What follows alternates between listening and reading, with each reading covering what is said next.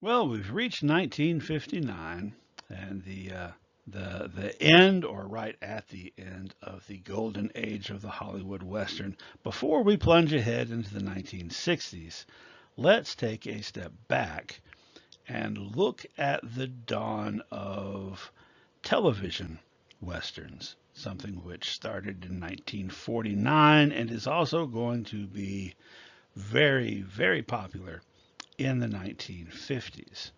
However, before we can talk about TV, we have to talk about what came before that. So maybe we should call this broadcast westerns, because before 1949 and even afterward, by a decade or more, many families got their story entertainment through the radio, particularly with the advent of radio dramas, and the first Western radio dramas started in the early 1930s. So let's take a look at them first and see how that led directly into Westerns on television. The first Western radio drama was Death Valley Days, that started in 1930, ran for 15 years, later was revived as a TV show in the 50s and ran for a very long time there. Death Valley Days was an anthology show, which means that each episode had a self-contained story.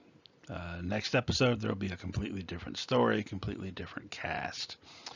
Death Valley, of course, refers to an area in the northern Mojave Desert in Southern California that is the hottest place on Earth. The show was sponsored by Pacific Coast Borax Company. Borax is kind of a form of salt that is mined in dry lake beds that has a lot of different purposes, including as a cleanser. Borax's kind of mascot was the 20 mule team that came pulling the borax wagons out of the desert. A lot of these stories, which by the way, they were introduced by the old ranger, not the Lone Ranger, the old ranger, who would tell you these various stories. Initially, the first several episodes, stories were just mainly about people suffering in the desert in California. Later on, there started to be stories set outside the desert, and it became more of a standard Western show. 1932 saw the debut of Bobby Benson's B-Bar-B Riders, which was a contemporarily set Western, kind of like those Roy Rogers and Gene Autry ones, about a 12-year-old boy who inherits a ranch, an orphan boy, and the foreman of the ranch and the cowboys are his support system as he has Western adventures. This ran for 4 years in the 30s and then had a revival starting in 1949 in which it was even more popular than it had been the first time around, and like a lot of radio programs and B movies of the time period, inspired comic books, for instance, like this one. By the way, in that 1949 revival, there was a character that was supposed to be kind of a know-it-all character, kind of comic relief, that was played by a 25-year-old actor from West Virginia named Don Knotts. So this is Don Knotts. This was his first big break in show business. 1933 saw the launch of a couple of extraordinarily popular radio programs. You had the Tom Mix Ralston Straight Shooters program, sponsored by Ralston Purina. And of course, you also had the Lone Ranger coming out of Detroit, sponsored by Bond Bread. And we've already talked about the origin of the Lone Ranger. And we've talked a lot about Tom Mix. But it's worth noting that the Tom Mix radio program lasted for several years after Tom Mix died. And the way they did that was Tom Mix was never in it because turns out Tom Mix didn't have a very great voice, didn't have a voice for radio. And so other people played Tom Mix in the Tom Mix program. Speaking of Detroit and the radio station owned by George W. Trindle, it was from that station at the direction of Trindle that another new radio program started in 1938 called Challenge of the Yukon, a northern, if you will, about a Canadian Mountie named Sergeant Preston and his faithful Malamute dog. This was later renamed Sergeant Preston of the Yukon and would go on, like the Lone Ranger, to be a very successful TV show in the 1950s, even while the radio show was still continuing. Sergeant Preston and his dog Yukon King created, of course, like the Lone Ranger and the Green Hornet, by the great Fran Stryker. Gene Autry had been singing on the radio for years, but beginning in the last week of December of 1939, he got his own Western radio drama, the Melody Ranch radio show that ran from, that first one in December was kind of a test run, officially starting in January 1940, ran for 16 years, with the exception of 2 years during that time period in World War II when Autry was serving in the military. So every episode had a story being enacted that was much like the stories in the Gene Autry serials and B movies, and there was a lot of singing and stuff. And he was joined by Red Ryder in 1942, by Roy Rogers in 1944, by Hopalong Cassidy in 1948. So by 1948, all of the big draws in the B movies and serials were appearing also on the radio. In addition to these hugely successful singing cowboys and singing, I guess, adjacent cowboys like Red Ryder and Hoppy, who didn't actually sing. You also had the Cisco Kid, starting in 1942, running for 16 years, never played by a Latino in that time, even though it's only a voice actor that they needed. If you look at a list of all the popular children's radio programs of the 1940s, you'll notice a bunch of them are about cowboys, and a bunch of them are about people that fly airplanes. So therefore, it was only a matter of time, wasn't it, until Sky King came along, short for Schuyler King, an Arizona Ranger set in the contemporary era, who also happened to fly a small private plane and fight bad guys. That lasted until 1954, and it only went off the air in the radio when it went on the air on television. 1948, there was a Western drama called Straight Arrow. You know, there's been a lot of, and I've mentioned this before, kind of this theme of white people captured by Indians or raised by Indians who become, better at being indigenous than the native people. This is in reverse. This is about a Comanche who was orphaned and adopted by white people and raised on a ranch. And so now he owns a ranch, and as far as everybody knows, he's just like any other rancher, except instead of putting on a mask like the Lone Ranger or Zorro, he fights crime by putting on his war paint and going out as Straight Arrow with his horse Fury. Like a lot of these other things, it also inspired comic books. In fact, even Fury had his own comic book, Fury the Horse.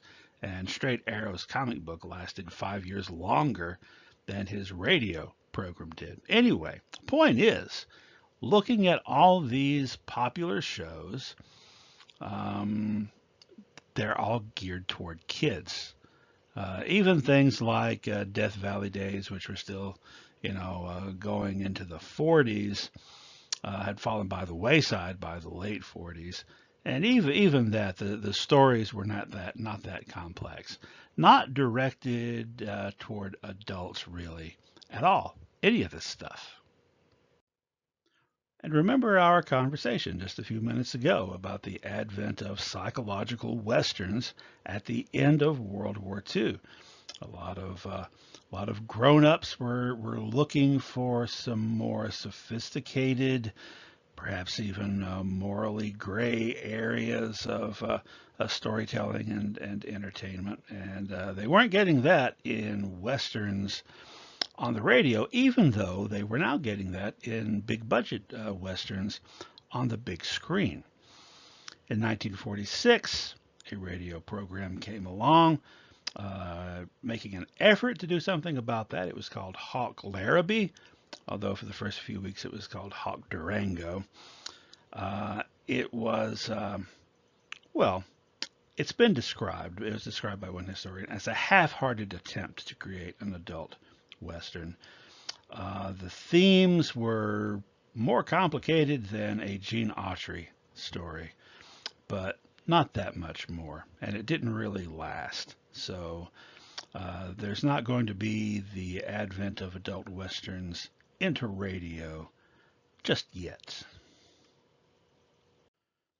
Broadcast television became a thing in the late 1940s.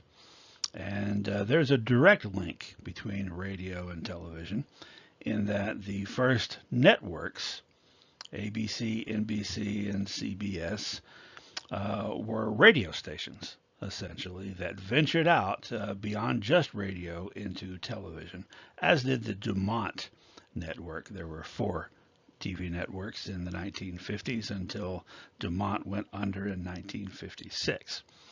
The first Western series aired in 1949. There were 2 of them, both geared toward kids, and both names we're already very familiar with, Hopalong Cassidy and The Lone Ranger. Unless, of course, you count this, Buffalo Bob Smith and Howdy Doody, who started appearing on NBC in 1947 and became an extraordinarily popular kids show for many years. And the show itself, by the way, set in the fictional western town of Doodyville. So let's just say Hopalong Cassidy and the Lone Ranger were the first westerns, shall we?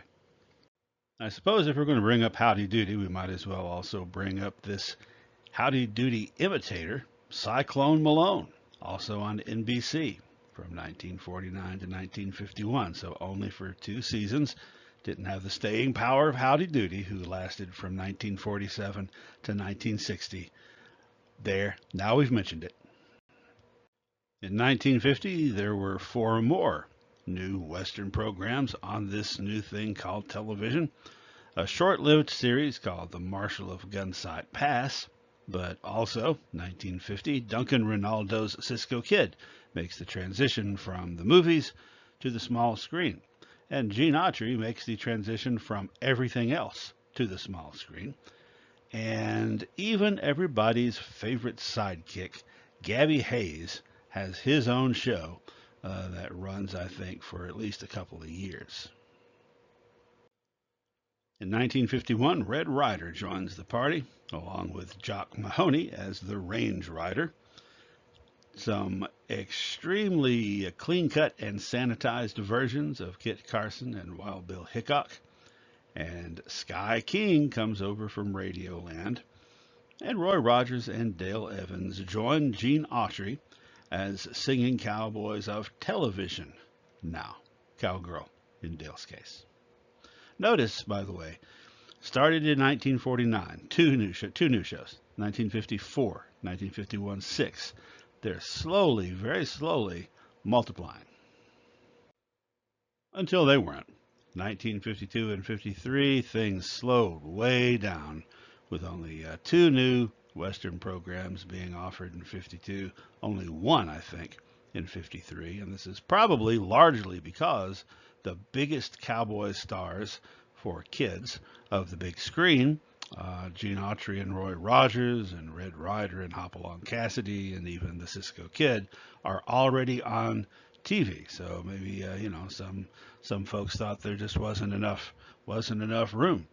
Of the two that were introduced in '52, one of them didn't last a long time. It was called Cowboy G-Men, set back in the 1870s. A couple of federal agents going undercover, which is something that would be an idea that would be used again in the 1960s with the Wild Wild West.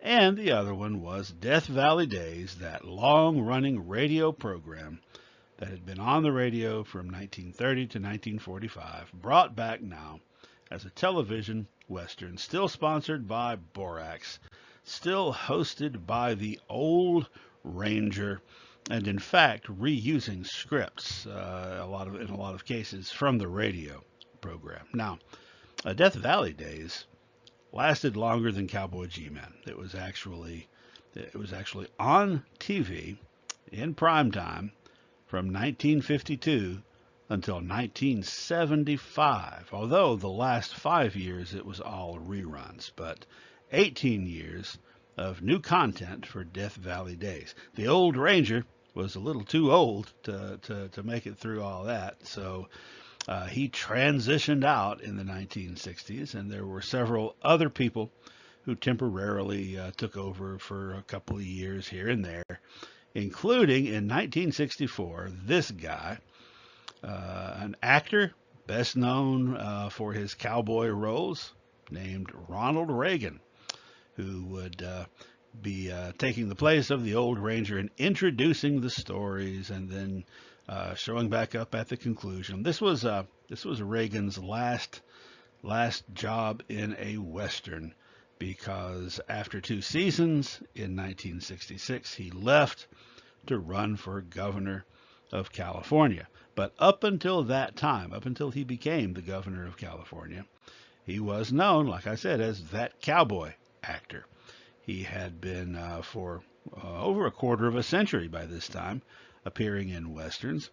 Early on, in supporting roles in A-list Westerns. For example, he played George Armstrong Custer to Errol Flynn's Jeb Stuart in the Santa Fe Trail in, I think, 1940. Second fiddle to Lionel Barrymore in The Bad Man. But then by the late 40s and early 50s, he was appearing in A-list pictures as the lead, or as the romantic lead. In the case of Cattle Queen, he wasn't the lead in that one. Barbara Stanwyck was. And throughout the rest of the 1950s and into the early 60s, he was in several B-movie westerns. Of course, despite the fact that he made all these westerns and was this big movie star, big-ish, I suppose. He did spend a time as the president of the Screen Actors Guild, I think, in the early 60s. None of this is what he is most famous for. The one thing that Ronald Reagan is most well known for, well, we all know what that is. 1953 only saw the release of one new Western series, and it did not last very long. 1954, there were 4 new ones. Now, I am not going to continue from this point forward to go year by year and show all the new Western programs that came on television that year, because, well, that's pretty easy to do in the first half of the 1950s. But starting in the mid-50s, it becomes quite a challenge because they start to go through the roof. So when we reach that point, I'm just going to be hitting the kind of the high points and the most noteworthy of the shows, and sometimes shows that are noteworthy, I guess, just to me. But for now, let's look at where we are in the early 50s so far as broadcast westerns on the radio and on television. As I have kind of repeatedly been hitting on the head with a heavy hammer, this is stuff that is directed almost entirely at kids, and I guess you could say the young at heart. And the fact I keep bringing that up may sound like a complaint, may sound like, youngsters, get off my lawn. The fact is that I have to think, what a time to be a kid. I know that my my dad, my uncles who are from that generation of these kids we're looking at here, were still talking about this stuff when they were in their 30s and 40s and even older, very fondly, very nostalgically. And I think probably that whole baby boomer generation feels that way. What a time, like I said, gosh, if you're a little kid and you like the cowboy heroes who are presenting to you this morality play in which everything is laid out very clearly and neatly as to what your behavior is supposed to be, who's good, who's bad, what's bad, and the bad guy always loses. And you can get up on a Saturday morning in the early 50s and listen to some of these radio programs, some of which, well, most of which are first run in the evenings, but a lot of which were rerun on Saturdays and sponsored by cereal companies. So you could get up, listen to this type of thing, Gene Autry's Melody Ranch, Roy Rogers' radio program. You could then go out to the movies on a Saturday afternoon, to the matinee, and watch the latest installment of a Western serial or a B movie Western that is also very kind of straightforward and simple in its presentation. And you've even got the option of a whole lot of Western comic books that were around at that time. You have the option of being as annoying to your fellow children as some people were annoyed by the singing cowboys at that time, as some of the grown-ups, I'm assuming, although, really that probably also seemed kind of natural at the time, considering the fact that, as I mentioned before, just about any genre of movie you can think of, that it was not unusual for someone to, have a musical number in there. So, all kinds of options. What a time to be a kid. What a time to be a toy company, right? Or even to be a lunchbox company. Then in 1954, Walt Disney, not for the first time and not for the last, struck childhood entertainment gold with the story of Davy Crockett that was presented in 5 one-hour installments on the Disney TV program Disneyland, starting in late 1954 and into 55. And this was extraordinarily popular with American kids and eventually with kids around the world, that led to the Davy Crockett craze. Every kid, boy and girl, as you can see in the picture there to the bottom left, wanted to have a coonskin cap and wanted to have a replica Davy Crockett muskets and pistols, which I imagine would be a very simple form of cap gun, since you're only supposed to be able to shoot at one time. Anyway, it was absolutely huge for a couple of years, to the extent that the theme song to the TV show, the Ballad of Davy Crockett, became a huge hit on the radio and is still known to a lot of people.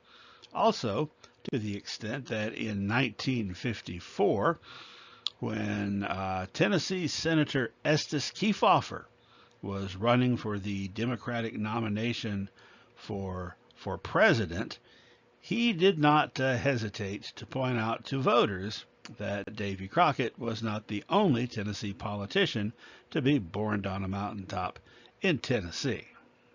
Davy Crockett was not the only Tennessee politician to be born on a mountaintop in Tennessee. And to be totally fair to Kefauver, he had actually started wearing the coonskin cap and making the Davy Crockett connection a couple of years before the Davy Crockett TV show came out on Disney, on television. In fact, that painting is from a famous Time magazine cover from 1952. However, the sudden, incredible overnight success of Disney's version of Davy Crockett certainly didn't hurt Kefauver, although, actually, didn't help him that much either.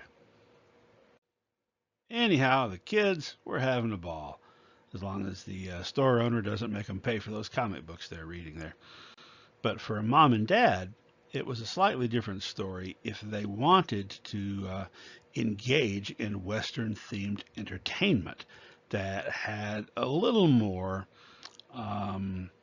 sophistication, a little more complexity, maybe a little bit darker than what you would find in a movie serial or the breakfast cereal powered TV shows that were geared at their kids. No, if mom and dad wanted to engage in a story like that, they'd have to pick up the newest issue of maybe the Saturday Evening Post, which you can see there. This is a collection of Western stories that first appeared in the Saturday Evening Post. You can see the high caliber of Western writers who regularly wrote for that magazine, or they'd have to grab the car keys and go to the movies, because they certainly weren't going to find it on television or the radio. There was an effort made to produce a little bit more complex of a radio western in 1950 with the arrival of Tales of the Texas Rangers, which sort of to bolster its authenticity brought on board as the voice actor, the lead voice actor, none other than big budget A-list Western movie star Joel McCrea. This was a series that was set in the contemporary, modern state of Texas. Didn't quite catch on. Lasted a couple of years. Was brought back as a TV series after this for another 2 or 3 years, but without Joel McCrea. By the way, there was to enhance the authenticity of the program, there was a technical advisor to the show, a longtime Texas Ranger, none other than Manuel Gonzalez, alias Lone Wolf Gonzalez, whom we talked about a few lectures ago. He was the Texas Ranger in the late 1940s, who got a lot of press for trying to catch the Phantom Killer, the serial killer, in Texarkana. Anyway, this was an effort that fell by the wayside. The radio program that would break the barrier would come out in 1952, and it was the brainchild of these two guys, Norman McDonald, seated there, and John Meston standing behind him. Meston was a writer. McDonald was a director of radio programming, and they got together and wanted to come up with an adult Western, the sort of thing that was missing in the on the airwaves. And as they're digging into it a little bit, they discovered that there had been kind of an attempt 2 or 3 years earlier in the late 1940s.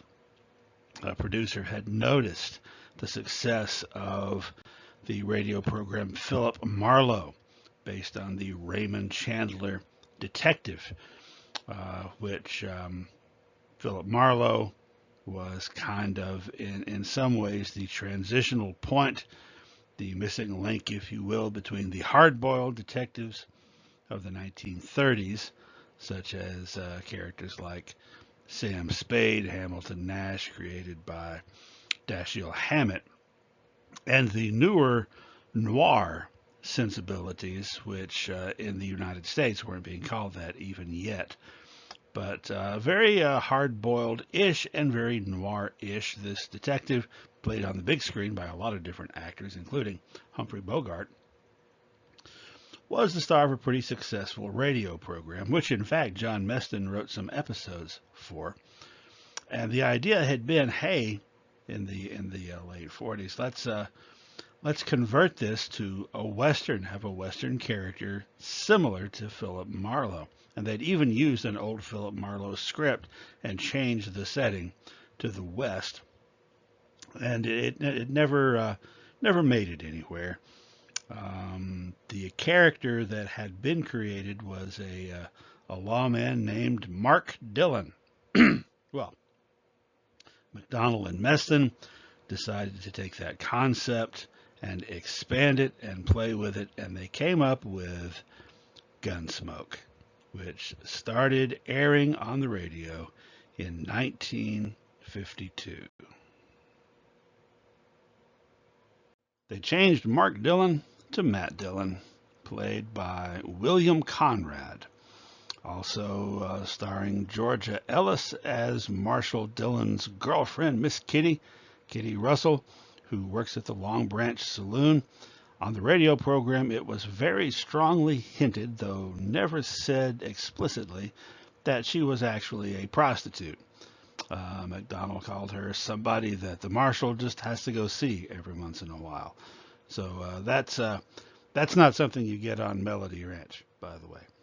Also, Howard McNear as the town doctor, Doc Adams, Dr. Charles Adams, and Parley Bear as the marshal's assistant who works at the jail, Chester Wesley Proudfoot.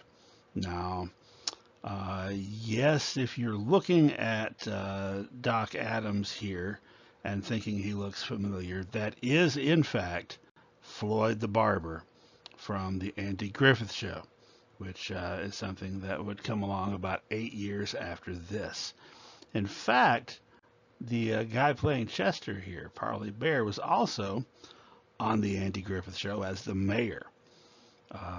William Conrad, for people of my generation, I remember him more as the plus-size TV detective on Cannon throughout the 1970s.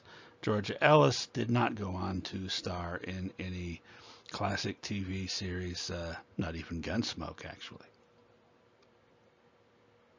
The group photo we've been looking at and these pictures here all are from a promotional photo shoot to generate some images to be used to promote the radio program. There you can see William Conrad striding around the streets of Dodge City as Matt Dillon. By the way, Jeff Spain was a name that they had considered earlier on for the lead character. Anyway, what made Gunsmoke stand out from the other Western drama programming of the time? Well, it was adult. It was often extremely tense. It was often very dark, kind of noirish. A lot of times there was a sense of cynicism and futility in the efforts of Marshall Dillon to enforce law and order and protect the citizenry, because sometimes he did not successfully protect them, and sometimes the bad guy got away with it. And a lot of times, a lot of the endings were very tragic. Most of the radio episodes were written by John Meston. And later on, when it became a TV show, a lot of those scripts were recycled, and a lot of new ones also written by Meston. It's almost like become like an in joke in my house. If I turn on an episode of Gunsmoke and it says in the opening, written by John Meston, I know that something bad's going to happen to somebody before all is said and done. The character of Marshall Dillon as portrayed by Conrad, was sort of tortured, kind of disenchanted, disillusioned, often just bearing this sense of almost cruel destiny. And that's not Red Rider stuff, nor was the subject matter of some of the stories, which included opium addicts and prostitutes. So this is, as Meston described it, not Hopalong Cassidy for grown-ups or Hopalong Cassidy grown up. This really is sort of like a hard-boiled slash noir detective show with all those sensibilities transferred into the Old West. And it really worked. People loved it. In fact, I've probably mentioned a couple of the classes that I teach. There's one about U.S. westward expansion and another one about, I call it the frontier in the American imagination. That's about the Western genre. And in that one, we have Gunsmoke Night, a 3-hour class meeting where we listen to a radio program, watch a 30-minute episode from the 50s and a 60-minute episode from the 60s or 70s. And every time I've done that, the students are enthralled by the radio drama, and almost always prefer that episode over the other episodes, the ones that we actually watch rather than listen to. Conrad's voice is part of it. He really pulls you in, and the top-notch writing and production and directing done in those radio programs by McDonald and sometimes by Meston taking an editorial hand is just really, really powerful. Now, it became very popular. Did it spawn a whole new genre of adult westerns on the radio? Not necessarily. In part because this revolutionary and innovative approach, this unprecedented realism, is being brought to the medium at a time when the medium was on its way out due to television. Not that there weren't efforts. NBC's Tales of the Texas Rangers, starring Joel McCrea, ended its 2-year run in 1952, but the following year, they topped their acquisition of McCrea by getting Oscar-winning Hollywood superstar James Stewart to star in a radio western drama, The Six Shooter, but it only lasted a year. Then, 1956, CBS, taking advantage of the creative abilities of the people who brought them Gunsmoke, Norman Macdonald and John Meston, debuted Fort Laramie, starring Raymond Burr, who had just recently, within the previous few years, graduated from being a bad guy in noir films to being a bad guy in a big-budget Alfred Hitchcock film, Rear Window, and being in Godzilla, not in the title role. And this one was very well received and extremely well done, and had great promise, unfortunately. CBS also hired Raymond Burr in their television division to star as Perry Mason, and he wasn't able to keep doing both. So Fort Laramie fell by the wayside, and practically no one's ever heard of it unless you're a real radio western aficionado, whereas Perry Mason became the role that Raymond Burr would be known for the rest of his life. There was also an effort by CBS in 1958, one of 3 new CBS radio westerns that debuted that year. Luke Slaughter of Tombstone, which pretty much got slaughtered. It only lasted 16 episodes, part of CBS's Sunday afternoon Western lineup. The other two shows that CBS unveiled in 1958 both starred John Denner, a very familiar face if you've watched a lot of westerns from the 50s and 60s or just movies in general.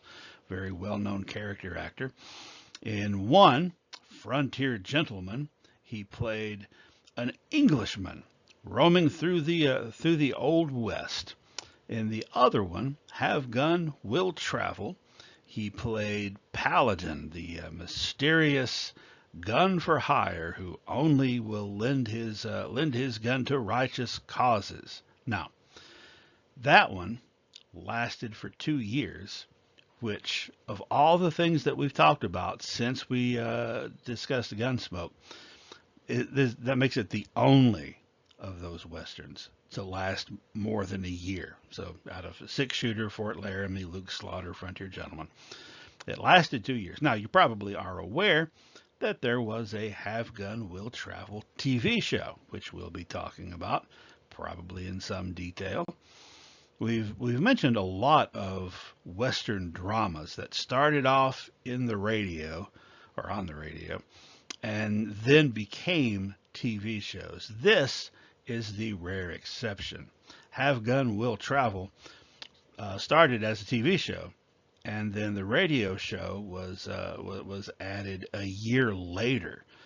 So I guess not wanting to take the risk of Richard Boone, who played Paladin on television, turning them down the way that Perry Mason did when asking him to do 2 jobs.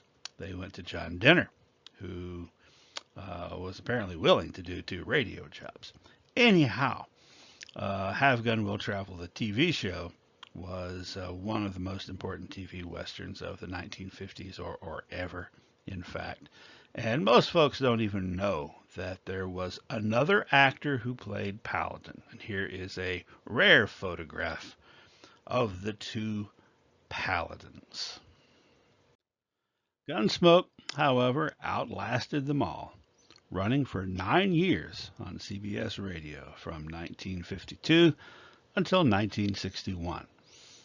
And that's the last we'll be talking about Western drama radio programs, because that's pretty much it. By the early 1960s, radio dramas were pretty much a thing of the past. So let's return our attention now to the other part of the broadcast equation. What was going on in television? As we've seen, for about 5 years, starting in 1949, there were an average of 2 or 3 new Western programs introduced to the airwaves each year, and that would be no different in 1954. So there are 4 listed here, but really only 3 of them were TV series. Davy Crockett was a television phenomenon, but not a series in the regular sense. It was part of the Disneyland series that came on TV. The other 3, well, perhaps you're familiar with Annie Oakley already, because we've talked about her quite a bit. Rin Tin Tin, the German Shepherd. Stories of the Century only lasted 1 season. Matt Clark, Railroad Detective, did not become a household name. Hey, that's the guy that played Miss Ellie's husband, Jock Ewing, on Dallas. Anyway, one thing that Stories of the Century did accomplish, it was the first Western series to win an Emmy in the new category of Best Western or Adventure Show. Let's take a look at some numbers. So we're going to continue the theme of looking at the number of new Western series introduced per season, prime time. And we've seen these numbers already and mentioned them a couple of times for the early 1950s. But look at the difference between 1954, which we just talked about, and 1955. The number of new Western programs tripled. Went down a little the next year, but still double what it was in 1954. And then in 1957, there were 17 new Westerns. In 1958, 18 new westerns. And in fact, in the 1958-59 TV season, there were 30 westerns in primetime total. So that was the peak of the popularity of TV westerns and of the western craze. And you know what comes after a peak? Things start going down slowly at first. 1959 there were 15, 1960 there were 9, and then the numbers keep going down. 4 new ones per year, 61, 62, 63, and then 2 in 64. And then a bit of a jump in 65, 66, and 67, probably due to the popularity now of spaghetti westerns by that time. But that started to fall off. 3 in 1968, 0 in 69, 0 in 1970. Then from that point forward, you can see the meager offerings that were available all the way through the 1980s. Quite a few years when there were no new westerns at all, and then quite a few when there were only 1 or maybe 2. So, by the way, if you take a look at there, 1981, there were 3 new ones. You have to take into account of those 3 new shows in 1981. 2 of them were sitcoms making fun of westerns, and one of them, The Yellow Rose, was a nighttime soap opera in the tradition of Dallas and Dynasty, except set on a cattle ranch. In fact, some of these 1 or 2 offering years, that's the sort of thing they had, comedies and so forth. Now let's take a look at another metric of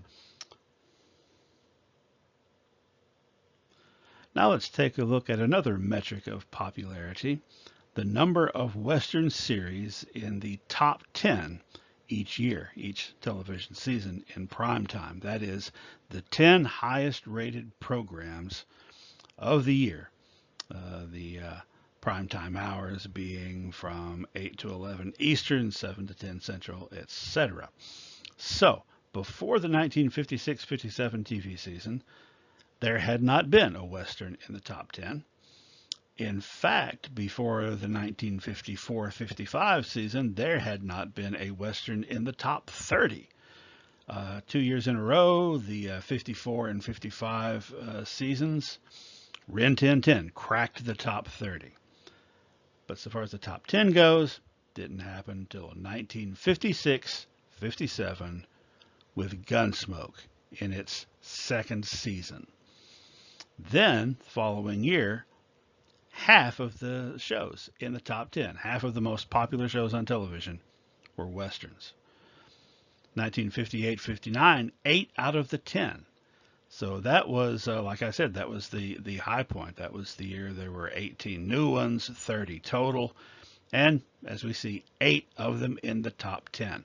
Then it falls to 4 in 1959-60, 5 back up again in 60-61, and then it starts just going down. 1961-62 season, only 3, and then the next year, only 2.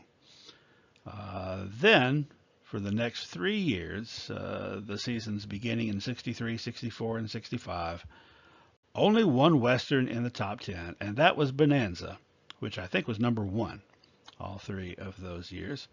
1966-67, Bonanza was joined briefly by the Virginian, making for 2 in the top 10.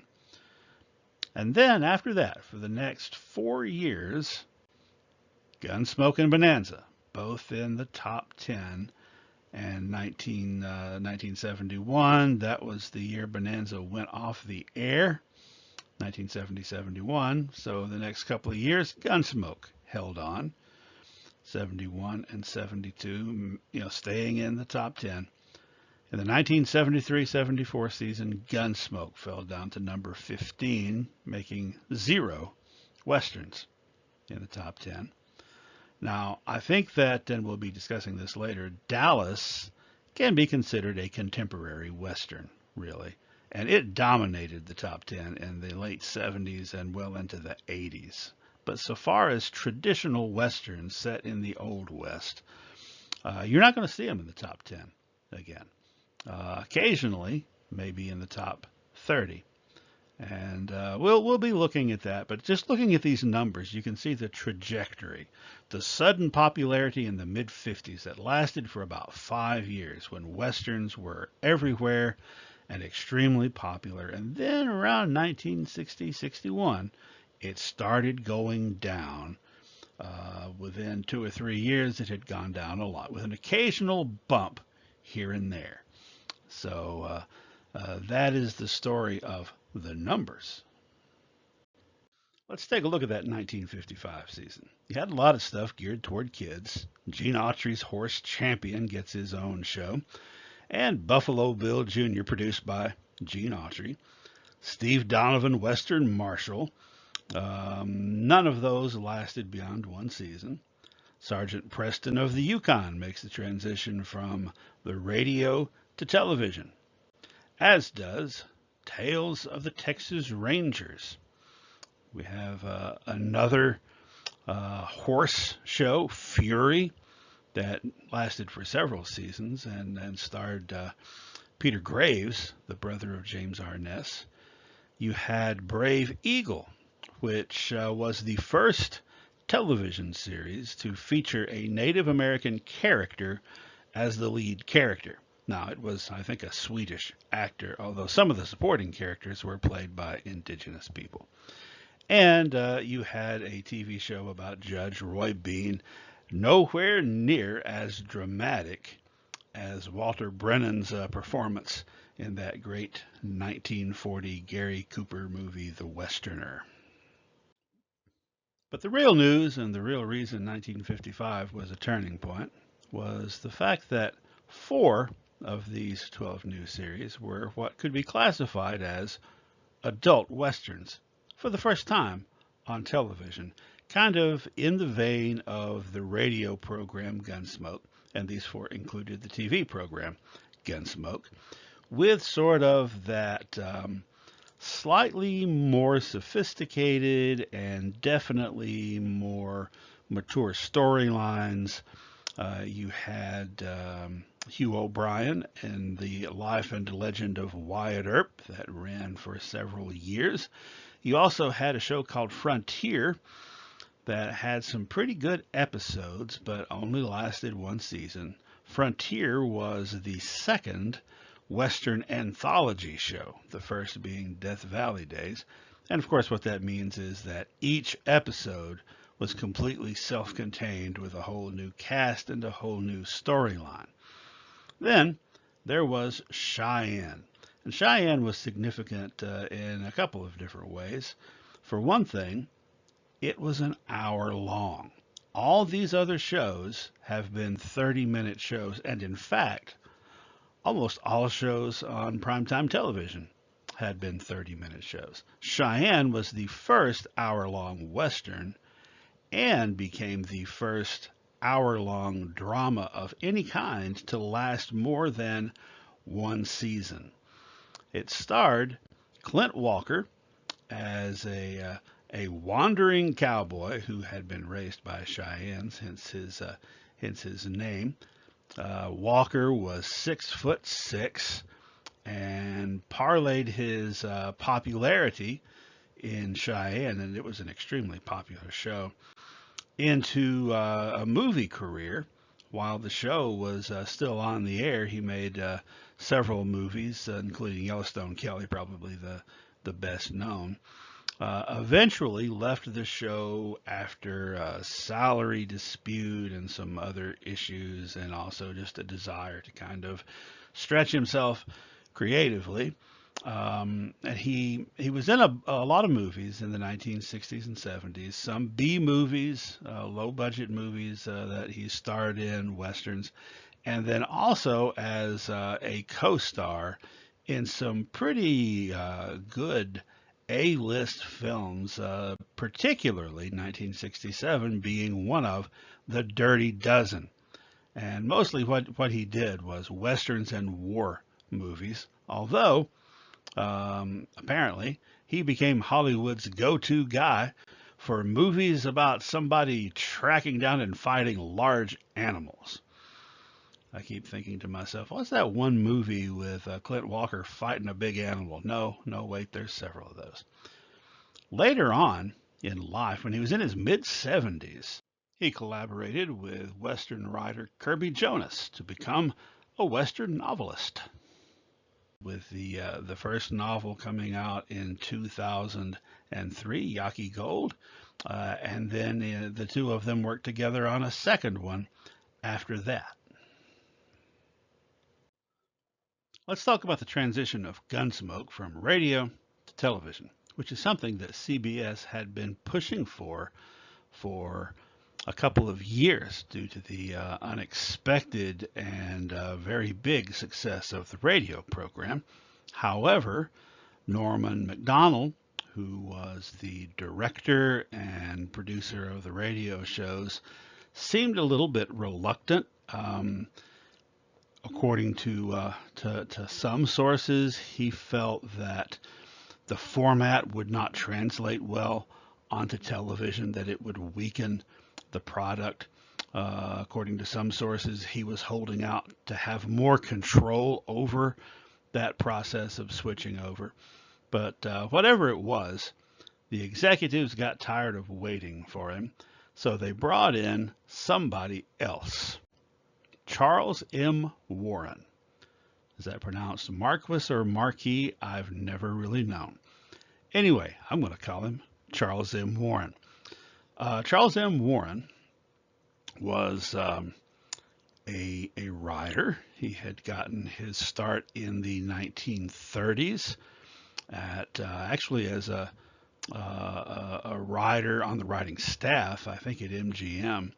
He had gotten a recommendation that helped him get the job from his godfather, F. Scott Fitzgerald, which never hurts, right? However, by the late 30s, he left Hollywood, moved to New York City to try to make it as a writer in print rather than for the screen. And he wrote in a lot of different genres, including several westerns for early pulp magazines. In fact, a couple of his stories that were serialized, so there were multiple parts, would make a big splash for him. One, Bugles Are for Soldiers, which was serialized in Argosy magazine. That's one of the top pulp fiction magazines. He was also getting stories published regularly in the Saturday Evening Post, including this serialized story, Only the Valiant. Well, his writing career, like the careers of many of the people we've talked about here, was interrupted by World War II. So he's in the military. He was wounded at Guadalcanal. And while he was recovering from his injuries, he received word that Warner Brothers Pictures had offered to buy the film rights for Only the Valiant. So that was a big step for him. Both of those serialized stories were then released as novels. So Only the Valiant wound up being films starring Gregory Peck. The film didn't come out in 1943. The film came out, I think, in 1951, finally. The story came out in 43. Warren did not get to participate in the writing of the screenplay for that film, but he got the, he got the exposure from it. And with that, upon his return from the war, he was back in the film business, writing screenplays for several films, including several westerns. These are probably the most prominent of the westerns that he penned the screenplays for. Springfield Rifle with Gary Cooper and Pony Express with Charlton Heston. And in fact, by the early 50s, he had branched out and become a director of Hollywood films. So a lot of times he wrote the screenplay and directed the film, including these couple of westerns here, including another one by Charlton Heston. And then in 1952, he wrote and directed a western film called Hellgate, starring Sterling Hayden. That's him there on the far right. Also with Ward Bond, who showed up in a lot of John Ford movies. It was a film about an army prison camp, and third billing went to a young actor named James Arness, who is pictured there in the lower right-hand corner. So remember that. Warren met James Arness on the set of this film, and the young actor stuck in his mind, made an impression on him. Well, fast forward 3 years. It's 1955, and Charles M. Warren has been made producer of the new venture to bring Gunsmoke to television. And Norman Macdonald is still involved, but he has been bumped down to associate producer. He had, he was the second fiddle to Warren, who got to make all the big decisions. And John Meston, who along with Macdonald was the co-creator of Gunsmoke, he's still here. He is the story editor. And in fact, in the first season of Gunsmoke, he would be credited with the teleplays, which is what they call screenplays for TV, for most of the episodes, many of which were actually the same scripts from the radio program. So that means that they were just as powerful, although sometimes maybe tweaked a little bit for television. Warren directed most of the episodes of that first season. Well, before we can start directing, now you can write without any actors, but you can't start directing till you got someone to direct. So it's time for casting. Most fans of the radio program really wanted the same cast as provided the voices on the radio show. The executives were not too keen on that idea, although all four of the main actors were given the opportunity to audition for the roles, which they were currently playing on radio, and in fact would continue playing on the radio until 1961.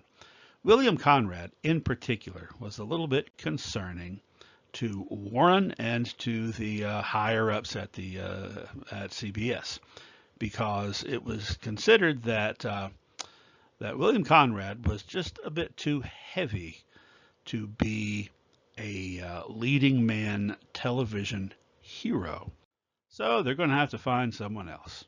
And it was not John Wayne, although there is this legend that John Wayne was offered the role and turned it down. There's no evidence that anyone ever offered him the role or considered offering him the role, because he was a huge movie star, and that would have been kind of pointless.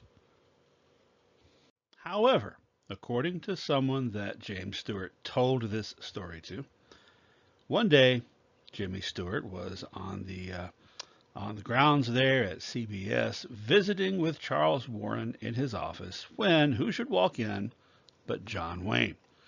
And John Wayne, according to Stewart, said, "I hear that you're in charge of turning Gunsmoke into a TV show, and I have just the guy that should be your lead, should be the main star, my friend James Arness." Now, Wayne and Arness were in fact pals and had been in several movies together. Here they are in Hondo, and here's a scene with them from Big Jim McLean. So he came in and recommended James Arness. According to Warren, he had already been thinking about James Arness for this role, having worked with him in Hellgate and having been impressed by him. So James Arness it was. James Arness, who by the way was 6'7", was from Minneapolis.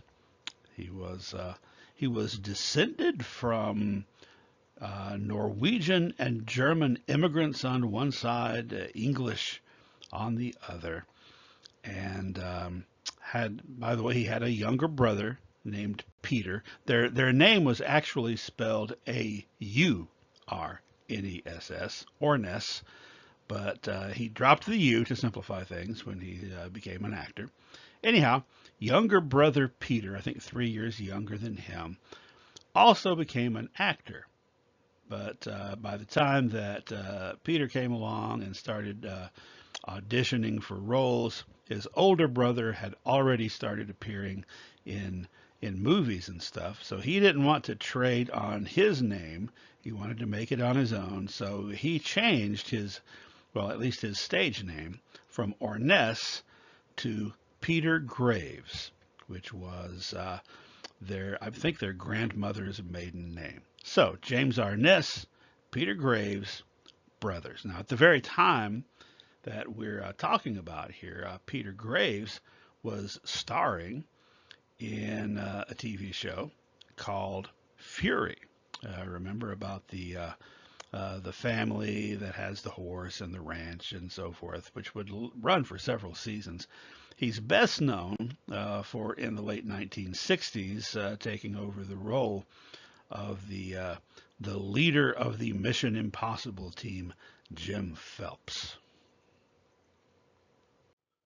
World War II started when James Arness was 18 years old, just starting college. He tried to volunteer to be a Navy pilot, but he was too big. He was too tall to fit into a cockpit.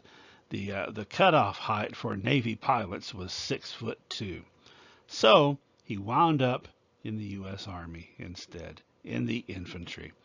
And in 1943, he was part of the U.S. invasion force at the Battle of Anzio in Italy, where the troop carriers came and the landing craft came toward the shore, and then all the soldiers would jump out and wade to shore under heavy fire, and the commander in charge actually ordered Arness to jump out first because he was so tall. They wanted to see how deep the water was, and it was waist high to him, so probably almost neck high to some of the others. So he jumps out, he's wading ashore, and bullets are whizzing all over the place, and men are falling and dying all around him. He makes it to shore, takes part in the prolonged battle. During the battle, he got strafed with machine gun fire. He received several bullets in his upper leg and knee. That was serious enough to take him out of the rest of the war, and to give him a very slight limp, barely even noticeable when he was young. But if you watch later episodes of Gunsmoke, once he's in his 40s and 50s, his limp becomes very noticeable. In addition to campaign medals and Purple Heart for being wounded, he also was awarded the Bronze Star for valor. Well, he comes home from the war and becomes an actor, and has bit parts at first, but by the early 50s is starting to make a little bit of an impact. 1951, he was in the very famous Howard Hawks science fiction and horror masterpiece, The Thing from Another World, in which he played the Thing from Another World. 3 years later, 1954, another sci-fi horror film. That's a classic in some ways, but not quite on the same level as The Thing. It was called Them, which was about irradiated ants who have become giant and are now trying to eat Los Angeles. And James Arness played the dashing FBI agent trying to help figure out how to stop them. Then, in 1955, he had a starring role in a Western, a big budget Western, Gun the Man Down, co-starring with Angie Dickinson. That was produced by Batjack Productions, which was John Wayne's production company. So John Wayne did not have official screen credit as a co-producer, but he was one. In fact, he acted as co-producer. The film was shot in 1955. Didn't come out until 56, after Gunsmoke had already started. Well, the debut of Gunsmoke took place in September of 1955, and it had a very special prologue. This is a very unusual at the time, and still would be unusual. One of the biggest box office stars in the country for something that he had been in that position for probably a decade or more, John Wayne is brought on to introduce the show and say a few words. And he made this very brief statement that, if you want to, you can pause and read right here, in which he talked about how he felt his friend James Arness was ideal for the role of Matt Dillon. Well, if Gunsmoke, the radio program, was so incredibly popular, which it was, why did they feel the need to bring in John Wayne? Was it just something that he thought, that'd be kind of cool, wouldn't it? Help my pal out. Maybe there was some of that. There probably was. But there was also the fact that some of the fans of Gunsmoke, the radio program, were pretty ticked off that the original cast was not being used. And they felt that anything that came about as a result was not real Gunsmoke. They were threatening to boycott it. So toxic fandom is not something new. Anyway, that may have been part of the reason that they brought John Wayne on and that he agreed to come on. But whatever the reason, it was pretty significant, and not sure if those radio fans held on to their determination not to ever watch the TV show, but enough other people did, and I think a lot of those radio fans were won over by the fact that even though it's not William Conrad's deep theatrical voice emanating from the frame of Matt Dillon, the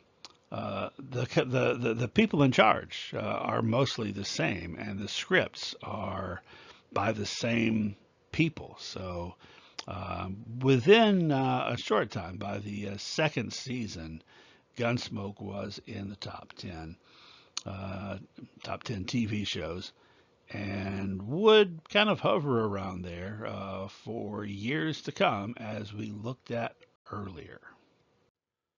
Rounding out the main cast, in addition to James Arness as Marshal Matt Dillon, you had Amanda Blake now as Miss Kitty Russell, Dennis Weaver as Chester, and Milburn Stone as Doc Adams.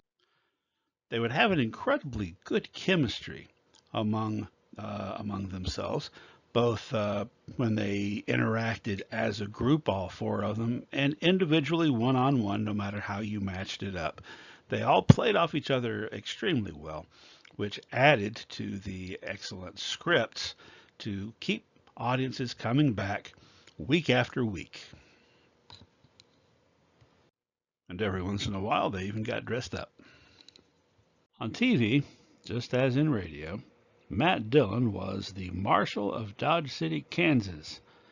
At the same time, though, he was referred to as a U.S. Marshal, and that's what the badge says that he wears. And those are not the same thing. The town marshal is the same thing as a modern-day chief of police, whereas U.S. Marshal indicates someone who's in the United States Marshal's Service, or is, as today we might say, a federal marshal, or as they would say today and back then, a deputy United States Marshal. That is, it's a federal law enforcement agency that is attached to the courts. So The Marshal Service, you know, they transport prisoners, they provide security for judges, they hunt down fugitives who are supposed to be in court but escaped or something. And so, two different things. So, which one is he? And the answer is yes. Yes, Matt Dillon is both the town marshal and also a deputy United States marshal. When he gets his paychecks, and I'm not talking theoretically, I'm talking about in the episodes, when he gets his paychecks, they come from Washington, D.C. in the War Department, but he also gets paid by the city council. So the city council is paying him for the marshal of the town, or chief of police, which is a hired position controlled by the city or the town.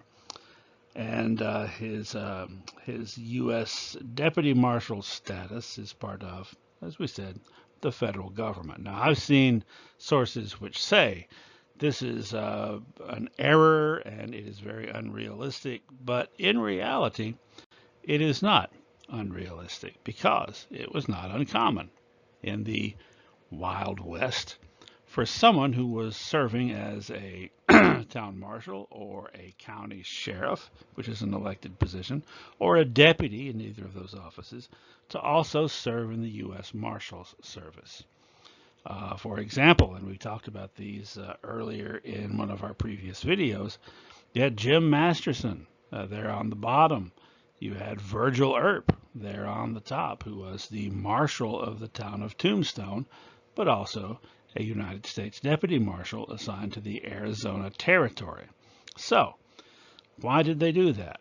Well, if you're in the Marshal Service and you're assigned to this area, you got an office in the town, and basically you're hanging out until you're needed to transport a prisoner or to track down a fugitive. So while you're there and you've already got an office, why not hire you to be the town marshal as well? So that's how that works out. Now, the unrealistic part is that at no time that I'm aware of in the 20 years of Gunsmoke was there ever any reference to there being a county sheriff, which there would have been. The sheriff of Ford County at one point, Bat Masterson, was the sheriff of Ford County. Anyway, though, that's what the job titles and the badge are all about. Now that we have that straightened out, let's take a closer look at the other main characters, starting with Miss Kitty Russell. Now, as I mentioned, in the radio program, it was strongly implied that Miss Kitty was a prostitute. However, in the more sanitized world of 1950s television, that is not the idea that is at least conveyed in the same kind of strong way. So basically, they're presenting the idea that the girls who work in the Long Branch Saloon and who live upstairs in rooms that are part of the saloon are not prostitutes, but rather they're there just to encourage customers to buy them drinks and sit and talk with them. So that's what Miss Kitty is in here, except that Matt Dillon is her favorite person to sit and talk with, and vice versa in that first season. It's implied that occasionally they may take buggy rides and so forth. But Miss Kitty is not in charge at this point. Later in the second season, she becomes co-owner of the Long Branch Saloon. So the owner is a guy named Bill Pence. We'll see a picture of him later. And so she buys in half ownership of the saloon, one assumes with the money that she's saved up. And then by season 6, she has bought out Bill Pence completely, and he's never mentioned again that I'm aware of. And from that point forward, she is the sole owner and proprietor of the Long Branch Saloon. So Miss Kitty is supposed to be from New Orleans originally. Mother died young. Father was a wayward gambler, and she found her way out west as a young woman, and not very long afterward, apparently, met Marshal Dillon. Milburn Stone is Doc Adams, except he's not Dr. Charles Adams, as in the radio. Rather, he got to choose his own first name, and clearly, even though it was 10 years before we found out what it was, or at least it was the 10th season, clearly not Charles, because his sign says G. Adams, M.D. And we finally find out halfway through the series that the G stands for Galen, named after the Greek physician. So Dr. Galen Adams. We know he's from back east somewhere. I think it may have mentioned, I don't remember exactly. I'm thinking it was Pennsylvania, Ohio, Indiana, somewhere around in there, but I could be wrong. However, I do know that it was referred to at least once that in his youth, as a very young man, Galen Adams had been a fur trader in the Colorado Rockies. And it was after that he studied and became a doctor. Before the Civil War, he was serving as a physician on a steamboat on the Mississippi. And then during the Civil War, he was a regimental surgeon for an Illinois Army unit.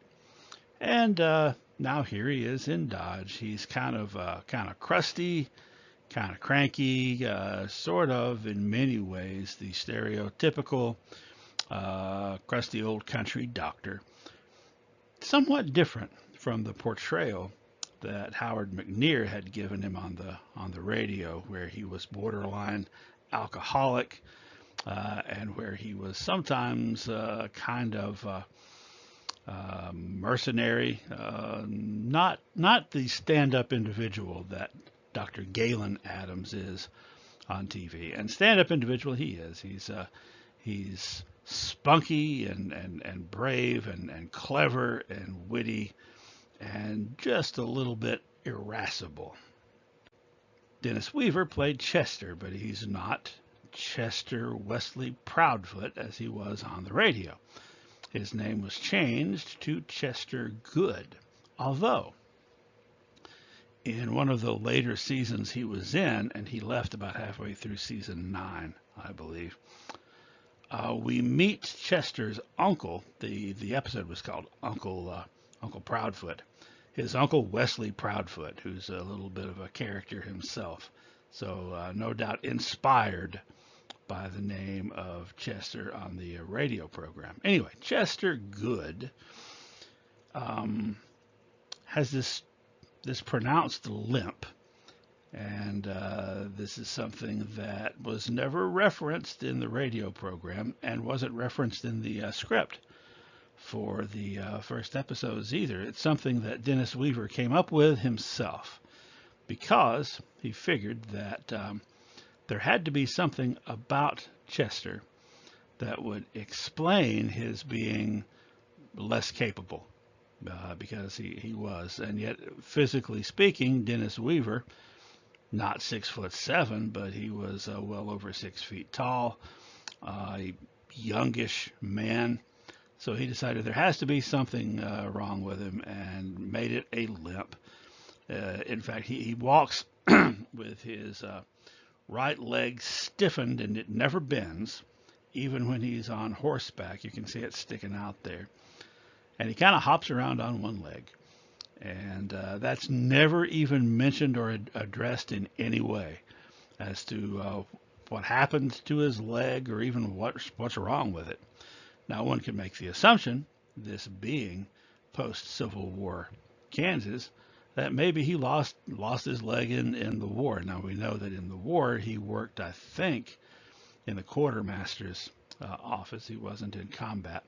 Anyway, he is a very kind and good-hearted and kind of just simple sort of fella who tends to brag a little bit, exaggerate things, has a highly nervous nature, but is loyal to a fault, and is, despite his disability, ready and willing when it is called for to grab a weapon and stand beside his boss, Marshal Dillon.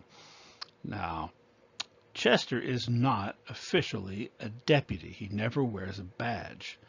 He is never described as being a deputy. He is described as being someone who works at the jail. So I suppose, it would be similar to a corrections officer or a jailer today in the local city or county detention center. Anyhow, Chester was mostly played for laughs as comedy relief, but not always. He had his moments of courage and also of genuine pathos sometimes. And he was ultimately smarter than anyone gave him credit for, including his own friends. By the way, Roy Rogers had Trigger. Gene Autry had Champion, and the Lone Ranger had Silver. Hopalong Cassidy had Topper, and Tom Mix had Tony the Wonder Horse. The Durango Kid had Raider, and Red Ryder, when he was played by Wild Bill Elliott, had Thunder. Although, when Elliott was replaced by Alan Lane, who changed his name to Rocky Lane, they kept the same horse, but renamed him to Blackjack. Anyway, all these B-movie cowboys and singing cowboys and children's show cowboys, essentially, they each have their own special noble steed who are geniuses of the equine variety. What did Matt Dillon have? Matt Dillon had Buck. Buck could not do long division. Buck could not tap out in Morse code with his hooves, nor did he come when whistled for, nor did he do tricks. Buck was just a good horse, darn good horse, steady and reliable. And James Arness, as Matt Dillon, rode Buck for 20 years, 20 seasons. We even got to see the acquisition of Buck by the character Matt Dillon in season 1. I think it was about halfway through the season. It was a gift from a Native American boy that he had helped. And from then on, all the way to 1975, Buck was Marshall Dillon's go-to steed. But not his only one. Like any good cowboy, Matt Dillon had more than one horse. If you're going to be riding horses around all the time, all day, every day, you can't have just one because you'll wear him out. This makes Trigger and Champion galloping full speed all day, every day, unrealistic. So realistically, any cowboy's got a string of horses, and so does Matt Dillon. However, I would say, and this is just a rough guess, but about half the time when you see Matt Dillon on a horse, that horse is Buck. Now, it's interesting to note that in lieu of getting worn out by being the only horse used, Buck apparently was not worn out enough that he couldn't do some moonlighting. Buck, the horse, starting in 1959 when Bonanza came on, served double duty. When he wasn't being ridden by Matt Dillon on Gunsmoke, he was on a different set being ridden by Lorne Greene on Bonanza for the entire run of Bonanza, which went off the air a couple of years before Gunsmoke did. By the way, when Bonanza went off the air and then Gunsmoke went off the air, Lorne Greene bought Buck from the production company and donated him to a ranch where he was used to help train disadvantaged and disabled children, traumatized children, help them to learn to ride as a form of therapy.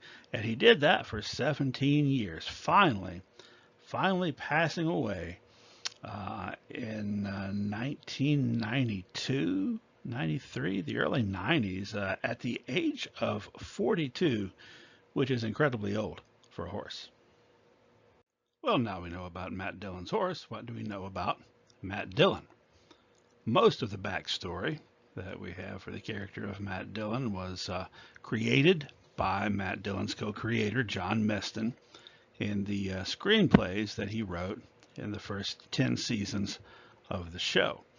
And according to Meston's sort of working backstory, Matt Dillon was from Texas. He had been orphaned at a young age and raised by an aunt and uncle. When he was a teenager, he ran away and became a cowboy and fell in with bad company for a while in his late teens and was on the verge of being an actual outlaw and worked a lot as a cowboy after that and eventually started serving as a deputy and worked his way up.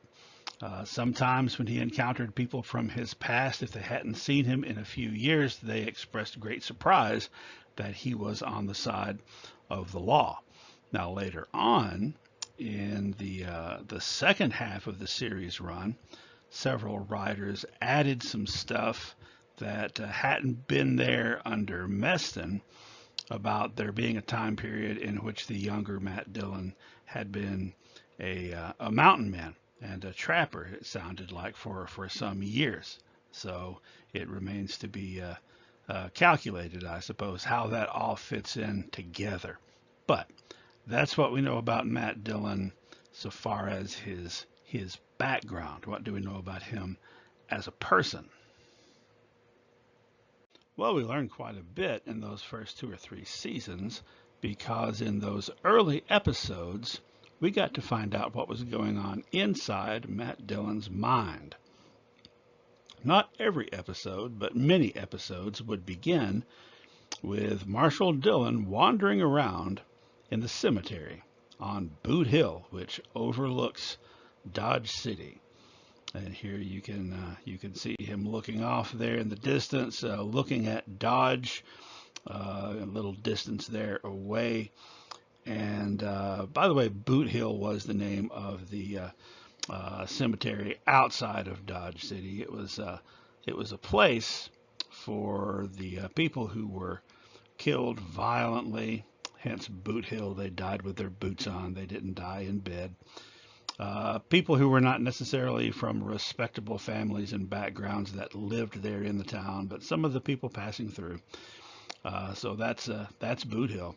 And Marshall Dillon would wander around up there and have this internal monologue introducing us to the story, telling us what he really thinks about a whole lot of things.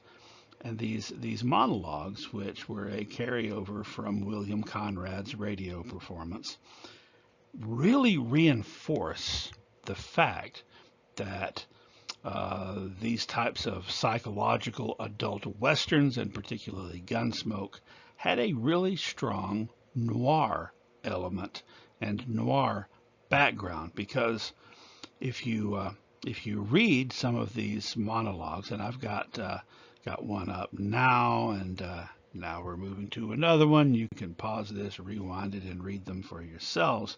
It sounds very much like a world-weary, hard-boiled detective from the grimier part of Los Angeles or New York City in the 1940s, talking about the sad, sorry state of the world around them and being somewhat cynical and a little bit hard about it, and sometimes feeling a little bit lost in the middle of it all.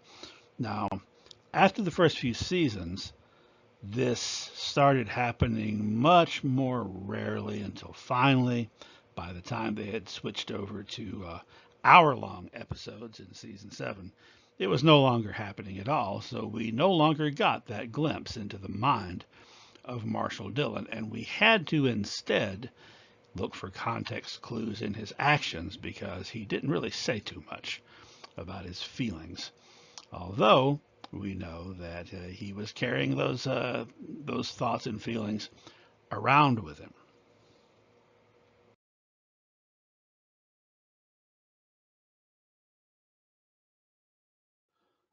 Beginning with the 7th season, the show, which was still being shot in black and white, this is a candid shot taken on set.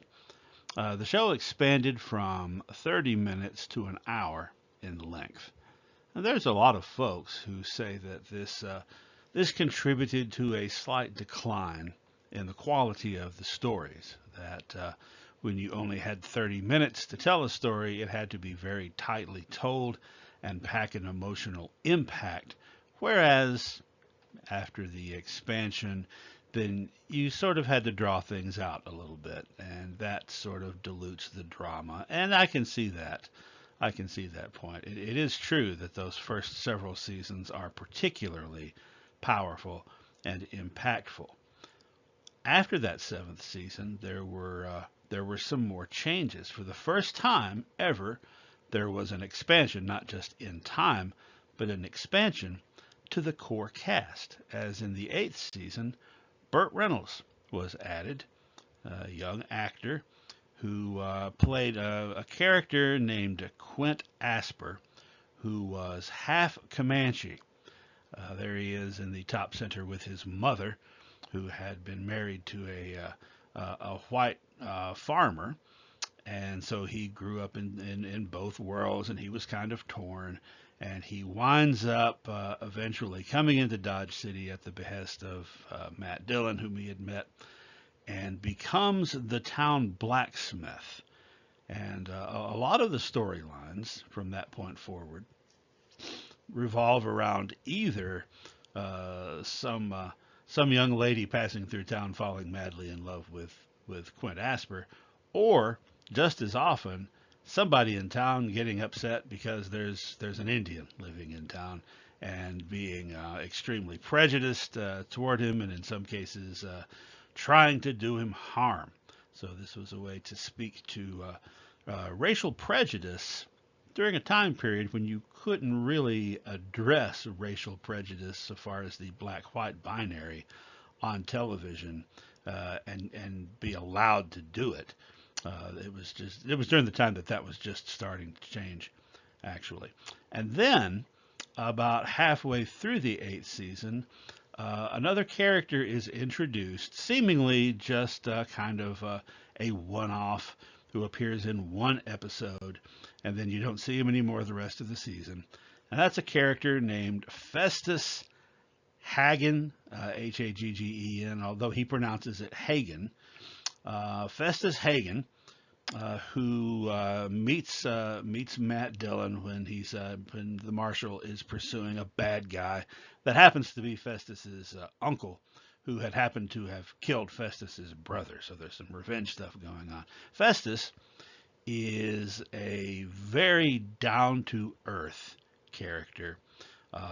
He has a very large and extended group of kinfolk spread across the South and the Southwest, hill people, and has his own sort of unique code of honor, and is also pretty capable as an individual. Now, after this episode, like I said, you don't see him again until the next season, when he basically moves into Dodge, initially living on the edges of town, living as a trapper, and gets more and more involved in the various goings on in town, and becomes a recurring character in season 9.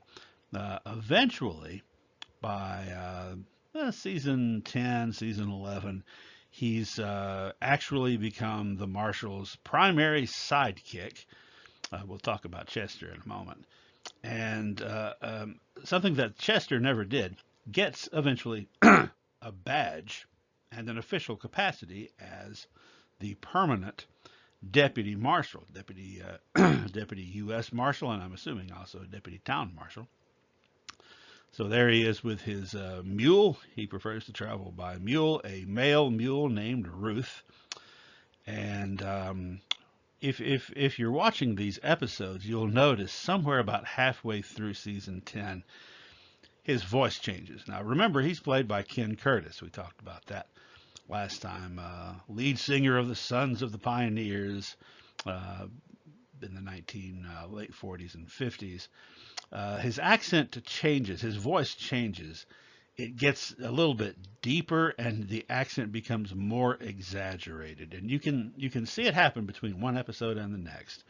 And then what you have is what's going to be in place as the voice and the persona of Festus for the next 10 years. So comparisons between Festus and Chester, they both serve as comedy relief, but also have their moments of courage backing up the marshal. Although, in my opinion, opinions vary.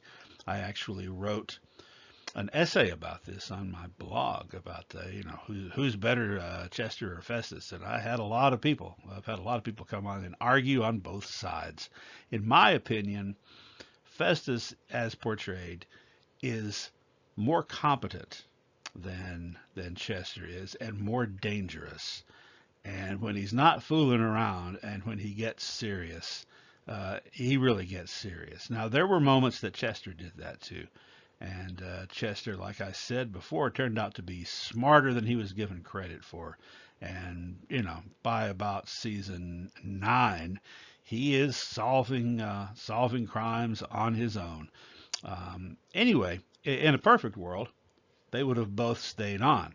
But Festus was really being brought in as as a replacement for Chester, because by season 9 he was absent. Chester was from about half the episodes because Dennis Weaver was beginning to pursue other things. He was beginning to be a star in his own right. But there were a couple of episodes halfway through season 9 where Festus and Chester were on screen together and interacted with one another. And I think just one episode that had Chester, Festus, and Quint, all three. And then Dennis Weaver left not long after that. Something interesting about characters leaving, and Chester's going to be the first, but not the last character to leave the show. It's never mentioned. There's no explanation for why this person is not around anymore. It's just one episode, they're there like normal, and then you never see them again, which is, I think, very unfortunate, but it was fairly common back then in TV series. So I wish that there had been some way that they could have done it differently. And in fact, Chester gets mentioned one time about, I don't know, 7 or 8 years after he left. His name comes up in a trial record from a jury that he had served on, and it has to be explained to the new characters. Chester, that's this guy that used to live here, and that's basically all that's said. Anyway, now you have Festus and Quint serving as backups to Marshal Dillon. Sometimes one of them, sometimes both. And in particular, I think that it's worth mentioning that the chemistry between Festus and Quint, between the actors Ken Curtis and Burt Reynolds, as written and as performed, was really, really unique. It was really striking. The two of them together were often hilarious, to be honest. And I think that looking back, that's one of the best aspects of the whole show over the whole 20 years was that couple of years when you had these two characters as sort of a action slash comedy duo and partnership.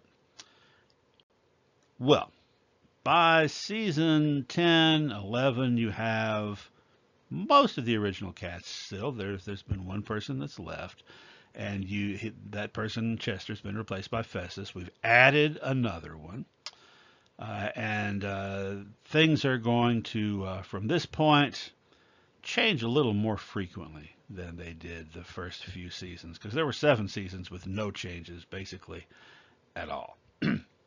Eventually, after Burt Reynolds leaves, and Burt Reynolds leaves after 3 seasons, due to the fact that even more so than Dennis Weaver, he was becoming a star. So he was making big budget movies as the lead within a short time after, immediately after leaving Gunsmoke.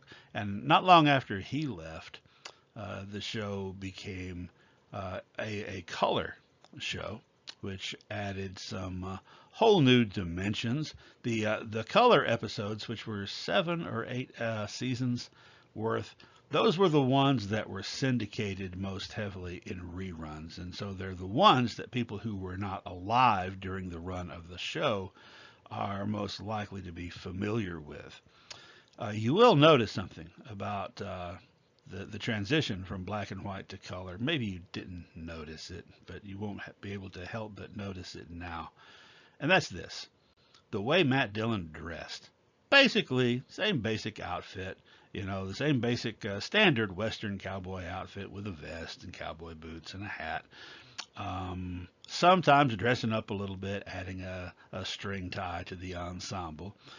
But during the black and white years, Matt Dillon at least had a variety in his wardrobe. Sometimes didn't have the vest on. Sometimes, like I said, added the string tie. The most noticeable thing is that he wore different color shirts, kind of like the rest of us, who have more than one shirt. So, even within one episode, he might be wearing a blue shirt in one scene, and then there's another scene set on a different day, and he's wearing a black or a white shirt. And it's hard to tell in black and white, except you can tell when they're black or white as opposed to some color or other. But once it transitioned to color, you would find that Matt Dillon changed clothes a whole lot less. Every once in a while, I'm going to say maybe 5% of the time, still had a blue shirt that he'd trot out every once in a while. But for the most part, 95% of the time, for those last 7 or 8 seasons, he was always wearing a red shirt, usually kind of a rust or salmon color shirt, which he never seemed to change. And if you'll notice, TV shows in the 1960s, especially action-oriented TV shows, that was kind of the norm. We're going to look at Bonanza later and discover that despite the wealthy status of the Cartwright family, they dress the same all the time. Why is that? Well, there is a reason. There's a reason for that. Those action scenes where Matt Dillon is riding his horse at a gallop, buck, chasing after somebody or trying to get from one town to the next really quick, they use the same stock footage over and over and over again of Matt Dillon riding a horse. And he's got that red shirt on. So they have to make it match to the rest of the episode around it, which is why all of a sudden Matt Dillon seems to only have one shirt. Well, apparently the idea of having two people as backup to Marshall Dillon worked and caught on, because after Burt Reynolds left, there was another character brought in to replace him, Thad Greenwood, a young rancher's son, played by Roger Ewing, who sort of takes Quint's place, not as the town blacksmith, but as the second go-to person for Matt Dillon to deputize. However, he was on for parts of 3 seasons, and ultimately Roger Ewing appeared in one more episode than Burt Reynolds did. But he was replaced in 1967 by Buck Taylor as Newly O'Brien, who was newly arrived in the West. I think he was supposed to be from Pennsylvania, comes in and starts working as a gunsmith in town, but also starts an apprenticeship with Doc Adams to become a physician, possibly. He's kind of torn. I guess you could say he's a bit of a Renaissance guy. Buck Taylor, by the way, the son of character actor Dub Taylor, who has appeared in a gazillion movies, including half a gazillion westerns. Now, unlike Thad Greenwood, the character of Newly O'Brien, who lasted for 8 years, longer, I think, than Chester had been on, or right at the same amount of time. Unlike Thad, Newly O'Brien does get a badge and an official position as Matt Dillon's second full-time deputy. At this time, I want to take a moment to acknowledge something. I've spent, you may have noticed, a lot more time discussing Gunsmoke than any of the other TV shows that I've talked about, and more so than I will with any other Western TV shows. And I'm aware that I'm doing that, and there's a couple of reasons for it. One big reason is that Gunsmoke, I feel, is the most important TV Western. It epitomizes the TV Western. And for another thing, if you look at the full range of the run of Gunsmoke, that's a 20-year period, and you can see trends that affected other TV Westerns and TV shows at the same time. Like, for example, this one. In 1968-69, there started to be more and more pressure on the networks from parents groups to minimize the violence on television. Too much TV violence. And what's more violent than a Western, right? I mean, Matt Dillon, if you think about it, for 20 years, probably shot 2 or 3 people a week. That was enough to easily depopulate the whole town of Dodge City. Anyway, this pressure had been building, and the networks responded to it by minimizing the westerns that they put on, the number of new westerns, and by making some changes to the ones who were already on and were getting high ratings. So Gunsmoke and Bonanza became a little bit less violent after 1969.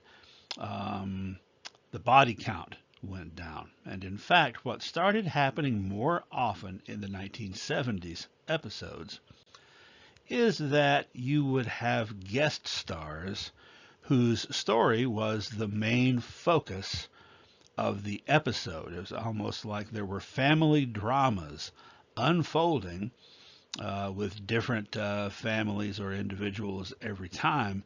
And, our main cast of characters kind of showed up tangentially a lot of times in those episodes. Maybe Matt Dillon showed up at the very end to come in and rescue everybody or whatever. Now, there were still episodes that focused on the main cast members, but there was an increasingly large number of episodes that did not. And in a lot of ways, if you watch some of those, they're a little bit slower than the previous seasons. And sometimes it almost feels like you're watching an episode of Little House on the Prairie, except at the end, Matt Dillon shoots somebody. We've mentioned all the main characters, but there was a whole slew of secondary and sometimes tertiary characters that if you watch the show regularly, or if you go back and, binge watch it now, you feel like you know just about everybody in town. Some of these characters and actors were on for the whole 20 years, like Howie the hotel clerk, for instance. And you really felt like you knew the town and the people in it. Now, this includes, down on the bottom row, Bill Pence, the guy that owned the Long Branch Saloon before Miss Kitty bought him out, and Miss Hannah Cobb on the far right on the bottom, the lady that owned the Long Branch after Miss Kitty sold it to her in the final season.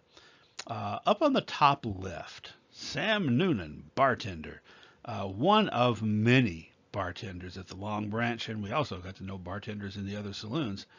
But Sam was the number one bartender. He was the head bartender, and he was prominent enough a character that by the later seasons he was being included in cast photos.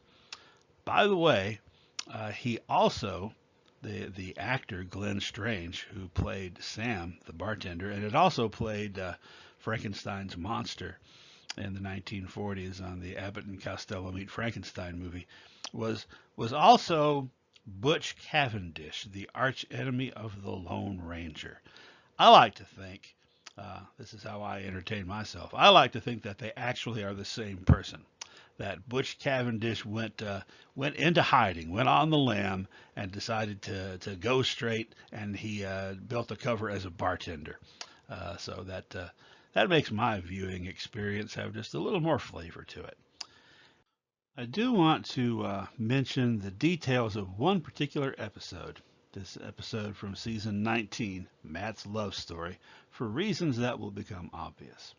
In this episode, Marshall Dillon gets injured out on the prairie and gets complete amnesia, has no idea who he is, and he's taken in by this widow who runs a ranch, and he becomes her ranch hand, and they fall in love and start a life together.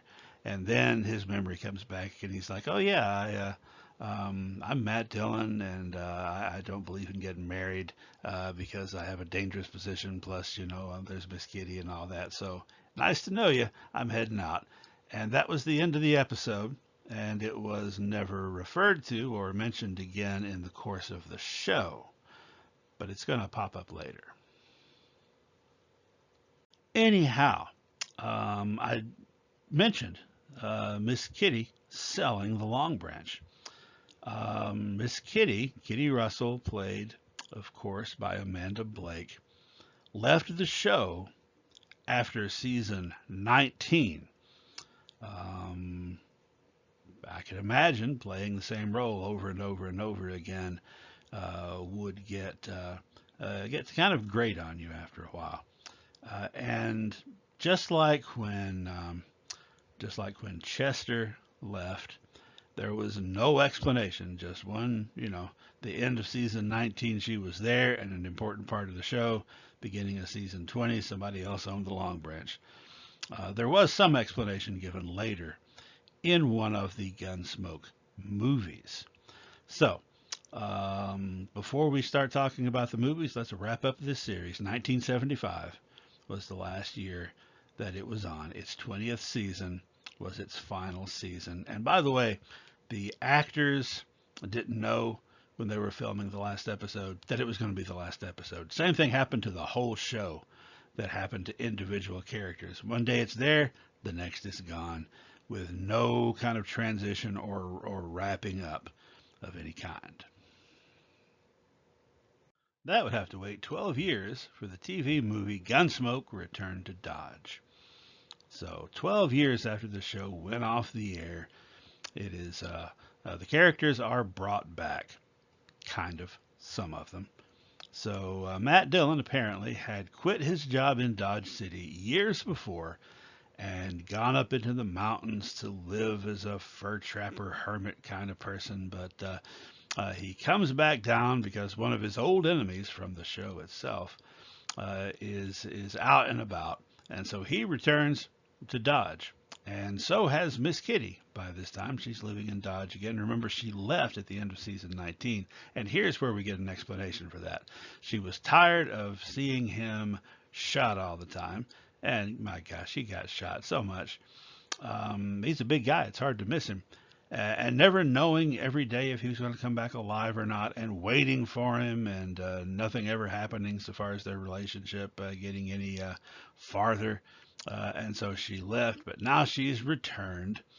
Amanda Blake had recently had a stroke when this movie was made, and it showed in her performance. She was a little bit physically diminished, and sadly, tragically, she passed away not long after the movie came out.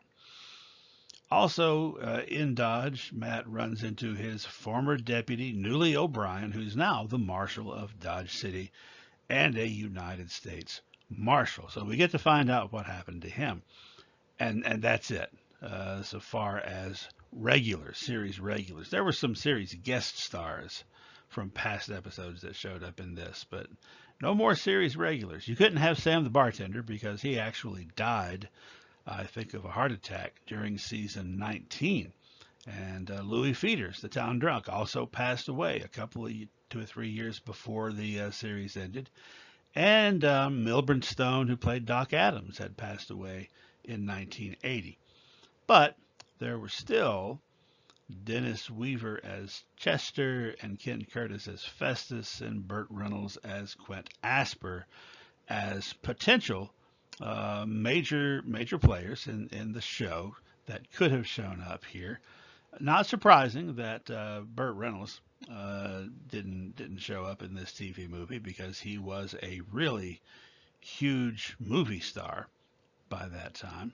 But what about Dennis Weaver and Ken Curtis? Well, they were both approached and they both declined because, well, I read an article once that said that they both felt that they had not been offered enough money for a return. So we never find out what happened to Chester or what happened to Festus, but we did find out that Matt Dillon got a really bad dye job. My gosh, what were they thinking?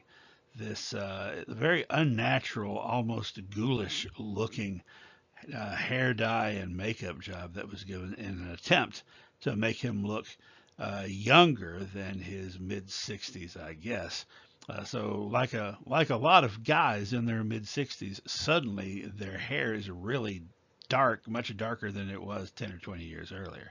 Anyway, that was a mistake, at least, that they did not repeat because the movie was had good ratings, and so a decision was made to make more of them. But then Kitty Russell passed away, so you've got Matt Dillon, but you don't have Miss Kitty. What are you going to do? Well, you're going to bring back Michael Learned from Matt's Love Story, who had gone on after that Gunsmoke episode to have her most famous role as Olivia, the mom in The Waltons. So a callback to that episode, that Amnesia episode, and that had been about 20 years earlier in the second Gunsmoke TV movie, The Last Apache, in which his one-time temporary brief paramour seeks him out to let him know that he had fathered a child during that time period, and her name is Beth, and now she's all grown up and she's been captured by Apaches, so you got to go get her back. So that one was also successful enough to start a whole series, almost one every year for a while in the 90s, of Gunsmoke TV movies. And Matt Dillon looks more like Matt Dillon in this one that he did in Return to Dodge. He looks like a much older Matt Dillon, which is what you would expect, right? By the time of the third movie, Michael Learned's character had been written out. She had died, which shows you the kind of luck Matt Dillon had in relationships. So the subsequent films, and there were 5 of them in all, were Matt Dillon helping his grown daughter to operate her ranch and encountering various difficulties. So 92, 93, and 94, 3 years in a row, new Gunsmoke movies with James Arness as Matt Dillon. One of them co-starring James Brolin. So, if you think about it, James Arness started playing the role in 1955, played it for 20 straight years on TV, took 12 years off, and then made 5 TV movies over a 7-year span. So in a way, he played Matt Dillon off and on for almost 40 years. In case you haven't figured it out, I love Gunsmoke. It's been a big part of my life in a lot of different ways. A lot of the episodes from the last few seasons I remember watching when they were first run on television, and I have mental connections with my childhood and loved ones from that time period. Also, I'm a writer, I'm a novelist, I write westerns, so I appreciate good stories. But I'm also a historian, and among other things, I teach about the American West. As a historian, how do I reconcile my love of Gunsmoke? It ain't easy, I'll just tell you that, because I like to put things in historical context. And here you have this show that was on for 20 years. James Arness played the role for almost 40 years. And time is clearly passing, right? This is that guy Chester. He used to live here about 10 years ago. Or, hey, here's your daughter from that experience we had 18 years ago. And yet, the historical time setting doesn't change. It's like time isn't passing at all. It's always the 1870s during the high point of the cattle drives to from Texas to Dodge City and Abilene, which, if you've listened to the westward expansion whole story in my lectures, you know that only lasted for a few years. And you also know that Dodge City had people like Wyatt Earp and Bat Masterson wandering around, Doc Holliday, Bill Tillman, Ben Thompson, so forth. And they're not anywhere to be seen here. In fact, if you watch through the whole show, early in the first season, one of the first season episodes, they mention is 1878. But then by season 20, it's 1875. The movie The Last Apache actually mentions that the date at that time is 1886, so some time has passed. But you got this 18-year-old girl that would have been conceived then in 1867, at which point James Arness had been would have been Marshal of Dodge City for 20 years, but Dodge City wasn't founded till the early 1870s. Anyway, point is, I try. I make great stretches and leaps within my imagination to pretend like I'm in an alternate reality universe, but it's not easy. Now, if you'll humor me for a moment, I'm going to tell a personal story. I watched Gunsmoke Turn to Dodge eagerly when it came on television in 1987, and I enjoyed it. It was good to see Matt Dillon again, although he was very scary looking with the way I wish that he had looked the way that he's drawn in this picture. Anyway, I watched the film again, the TV movie, again a couple of years later in 1989. I think that maybe I had rented it, and since then I had read some magazine articles, because there was no online, about the production of the TV movie. So for context, here's 1989 me. I was at that time working cleaning floors, locked in Walmarts by myself all night, and pretty much having to occupy myself while I buffed the floors for hours on end. Also, for more context, here's me now. Slight difference. Anyway, 1989. Watched the film again, and I was a little irritated. I was a little ticked off at the fact that here we are returning to Dodge, but we don't have so many of the characters. We don't have a Festus or Chester or even Quint. And I found myself thinking, well, gee, why didn't they offer him more money, or why didn't they take less, or whatever the deal is? It would have been much better, a better story from a storyteller's perspective, if those characters had been there. So that started me thinking about how such a story might have looked. And because I was looking for ways to entertain myself, because I'd be locked in for 12 hours at a time, and it took 3 or 4 hours to do the job, I read a lot. I started thinking in detail about how such a story would play out, and then I started writing it myself. Except, I didn't want to be, I don't think that I was even familiar with the term fan fiction at that time. I changed it around. What I did was I made a character similar to Matt Dillon. A character that I named Luke Temple, that was in his around 70 years old in the 1890s, and who had been a Texas Ranger in his youth, and who had been a U.S. Marshal, and who now is coming out of retirement to make an effort to catch one of his old enemies that's on the loose. And so he gathers up all of his old deputies, and it's sort of like a last ride for these aging lawmen. And I was doing this purely for my own entertainment. And out of it came a novel, my first Western novel, which I entitled Riding to Sundown. This is from a 2010 edition of that book.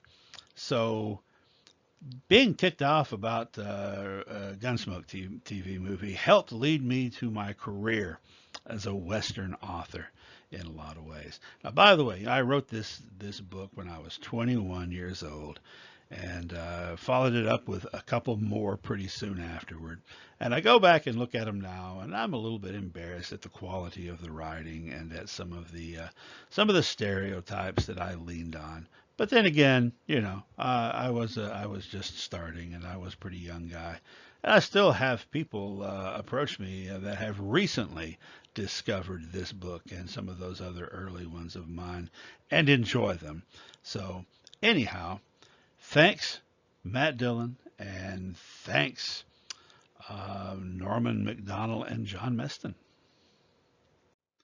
And while I'm at it, thanks also to Bob Randisi, who edited this anthology, Lone Star Law, in 2005, and included one of my stories about young Luke Temple in this collection that included stuff by Louis L'Amour and Elmer Kelton.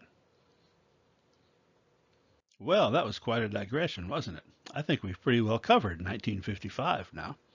So let's take a look at the westerns that debuted on television in 1956, a smaller number than the previous year. You can see here, for example, Michael Ansara memorably playing Cochise in the TV version of Broken Arrow. You can see there are a couple of contemporary crime dramas set in the West with Sheriff of Cochise and State Trooper, and probably something you weren't expecting to see, Circus Boy, about a little kid, Corky, that works in the circus, a circus that travels around the country in the 1890s. By the way, little Corky there, Mickey Dolenz, 10 years later, would be in the Monkees. And speaking of the Monkees, one of Mickey Dolenz's bandmates, the guy in the back over to the right, Davy Jones, an English singer. Monkees, of course, were a huge phenomenon. There was another young English rock and roll singer named David Jones, who now was not able to use his own name because there was already an English Davy Jones. So he had to come up with a stage name, and he thought back to his favorite TV show when he was a kid, which was The Adventures of Jim Bowie, and that's how we got David Bowie. The more you know. In 1957, the Western trend was in full swing on television with 17 new Western programs introduced by the networks, including these. These are some of them. We're going to talk in more detail about some others. The show Man Without a Gun, that was about a newspaper editor, by the way. And the 26 men in question, in 26 men, were the members of the Arizona Rangers. There was also Sugarfoot, which was about this young man recently arrived from back east studying to be a lawyer. Sugarfoot denotes one step below being a tenderfoot. In other words, not used to hard traveling or hard living. And the final one I'll mention out of these, Tales of Wells Fargo, starring Dale Robertson as a Wells Fargo agent. Wells Fargo was a joint banking and shipping company. They operated the Pony Express when that was a thing, and then they operated a stagecoach line that transported mail and money, gold and paper money. They are still a banking establishment today.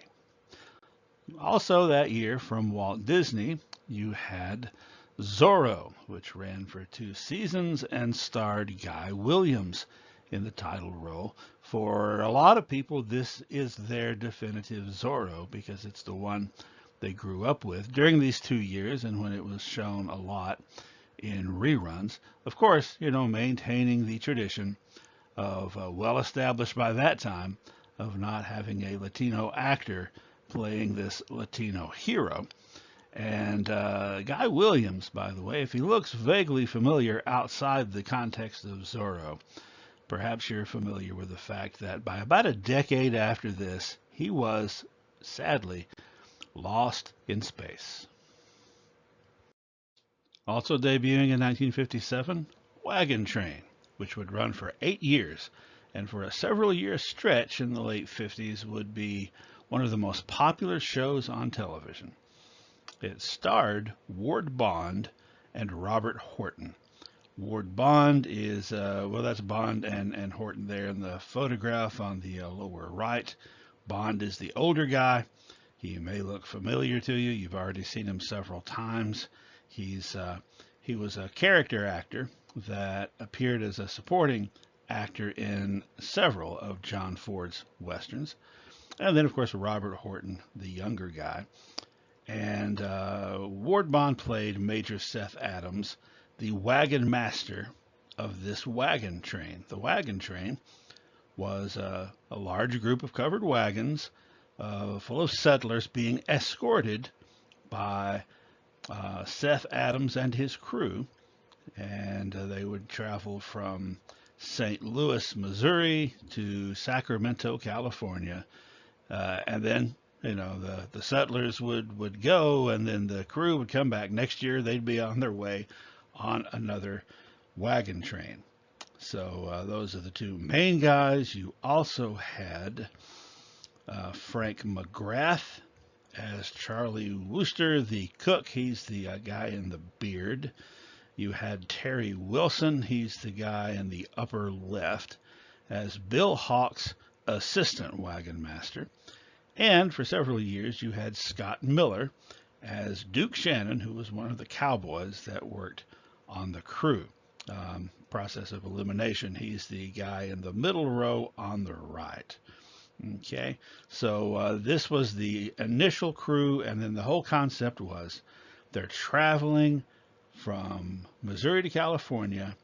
They have a whole bunch of passengers, and they pass through a whole bunch of places, including a lot of towns, and meet people along the way. So you got the main actors who were in every episode, every season, but you've also got a whole different group of passengers each year, and a whole different group of stories. In fact, the way these stories were laid out, it's kind of the way that those Gunsmoke episodes in the 70s that I was kind of complaining about were laid out. But this was done from the very beginning, and it was the whole concept is that each episode's telling the story of someone they meet on the way, or of someone who is in the part of the wagon train, one of the immigrants.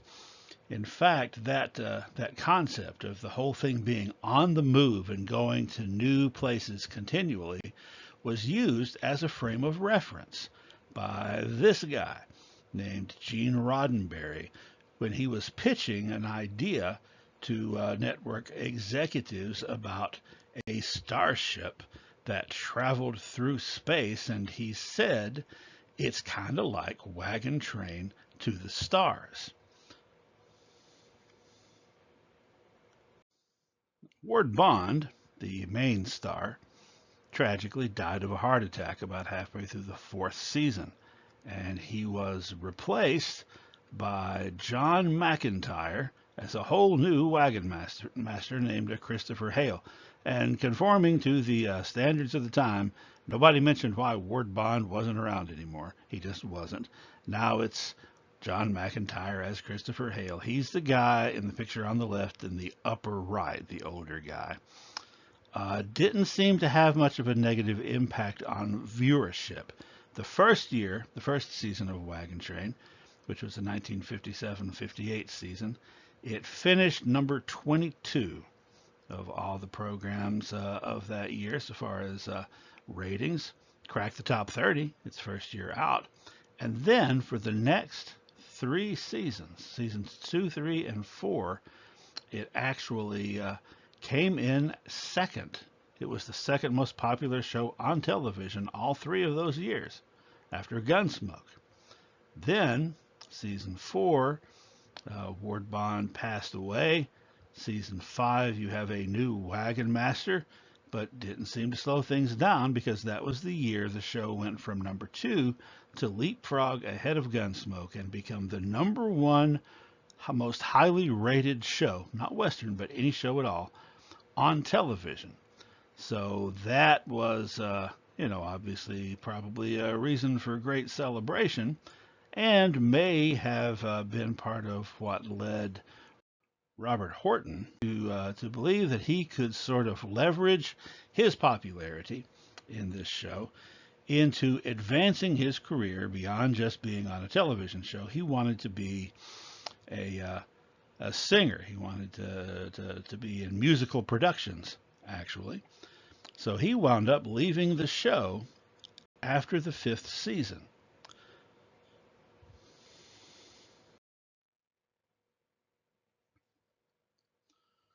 Robert Horton was replaced by Robert Fuller as a new character, Cooper Smith. So this was the 1962-63 season, the 6th season of Wagon Train. And by the end of that season, Wagon Train had gone from number 1 to number 25. Now, this is during that time period when Westerns were losing their popularity. But if you look at the top 3 shows from the previous year, Wagon Train's 5th season, Wagon Train had been number 1, followed by Bonanza at number 2, and Gunsmoke at number 3. The following year, Bonanza had slipped down to number 4 and Gunsmoke to number 10, but Wagon Train all the way down to 25. Previous year, Rawhide had been at number 13. It slipped down to 22. And Have Gun Will Travel and the Virginian barely managed to crack into the top 30. My point is that Westerns were declining in popularity in the early 60s, yes, but it also seems as though the change in cast may have also kind of expedited the falling away of audiences on Wagon Train. It almost seems like viewers felt like, yeah, one old codger and another one's pretty much the same, but we like our handsome leading men to remain consistent.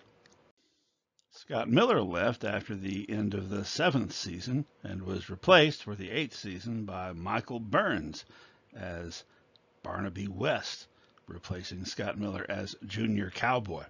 Miller had already been appearing in films.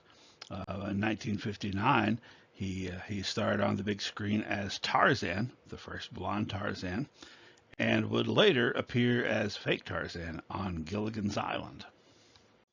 Wagon Train fell out of the top 30 completely for seasons 7 and 8, and after season 8 rode into the sunset. Nevertheless, Wagon Train was one of the top rated and one of the top notch TV westerns of the 1950s.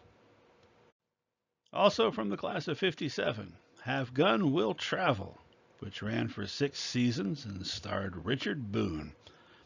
And almost 30 episodes were written by this guy, Gene Roddenberry.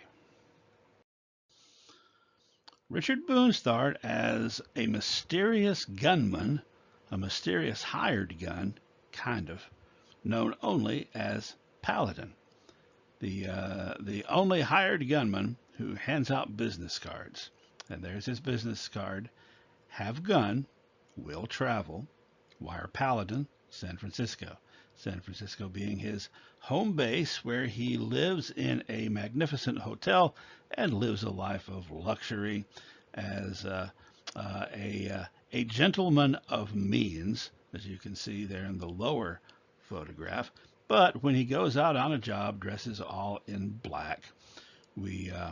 We know only about him that he was a former cavalry officer and a former instructor at West Point, who speaks Latin and Greek and is well versed in the classics, and is known to occasionally quote Shakespeare and various poets, but at the same time will shoot you or beat you up.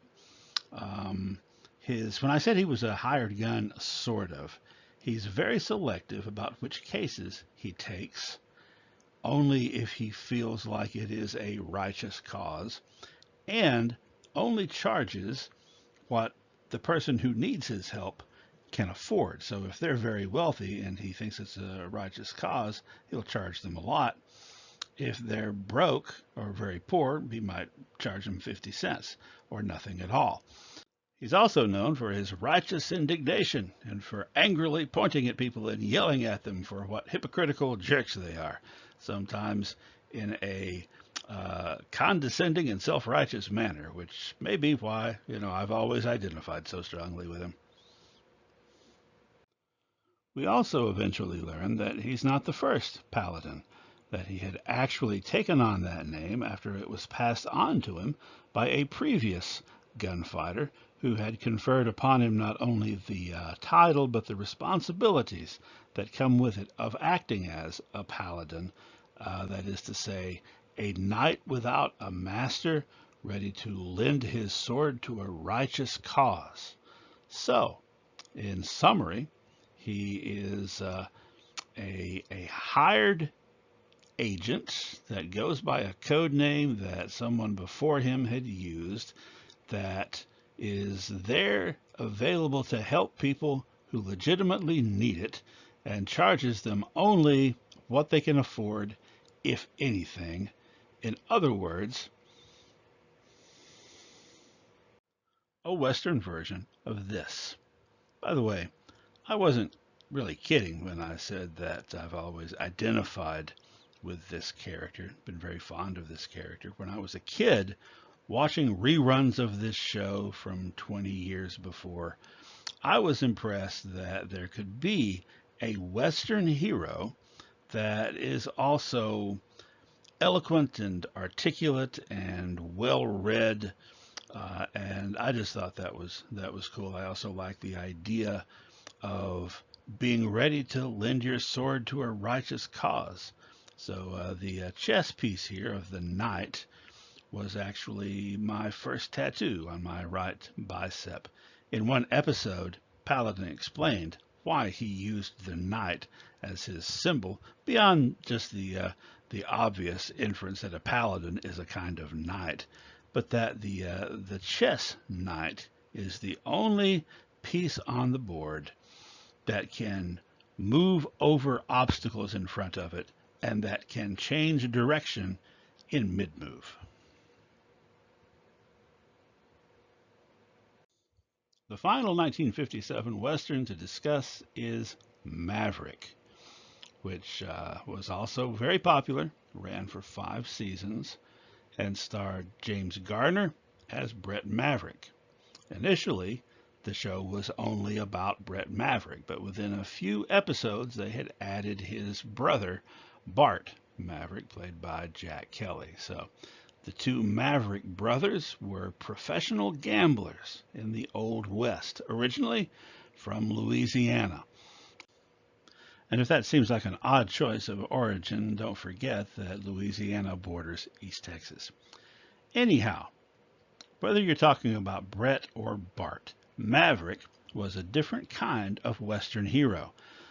Both brothers are very fast talking, extremely clever, and good with a gun, but not great, and would prefer to avoid any risk to themselves if at all possible. So whatever obstacle they face, if they can talk their way out or bluff their way out, that's the option that they'll use first. If they can run their way out, they'll take that one. If they absolutely have to, they can fight it out. This is not sort of the standard sterling knight of the plains kind of view that Western heroes had been presented in for, well over a century by this time. Now, some episodes featured only Brett Maverick and some featured only Bart. Some had both of them working together as a team, and every once in a while, one of them might show up at the end of the other's adventure, maybe to help, or maybe just too late to help, just to say hi, passing their way through. Each one carried, by the way, pinned to the inside of their coat, a $1,000 bill, $1,000 banknote for emergencies. And they were kind of mercenary in the sense that they were always, well, definitely capitalists, looking for an opportunity to make money, looking for an opportunity to benefit, but also a soft touch if someone is in trouble and in need of help. Also, they're not above running a con or a scam if the person being scammed is one of the bad guys. Maverick was the brainchild of Roy Huggins, who, before he became a TV producer, actually had been a crime novelist.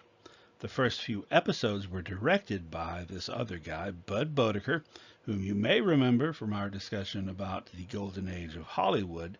He's that guy that directed those 7 films in the 1950s with Randolph Scott, the renowned cycle, as those films were known.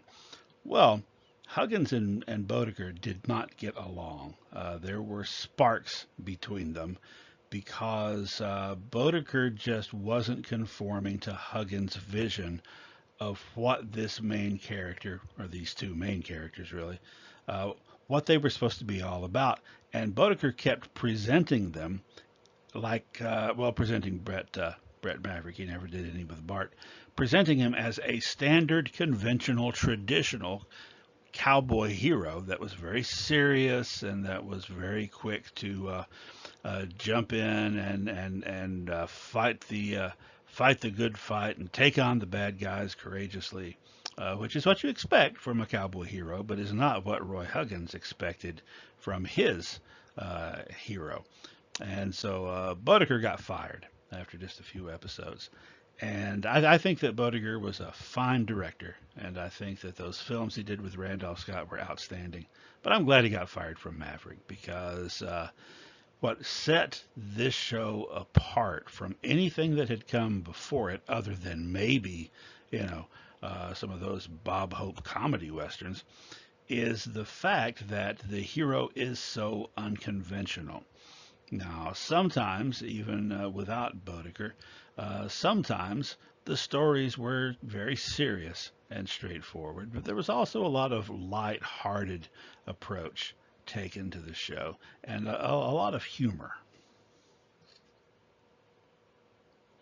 The Maverick brothers often talked about their old pappy, particularly quoting him. You know, my old pappy used to say. And then finally we got to meet their old pappy, Beauregard Maverick, played by James Garner in old guy makeup.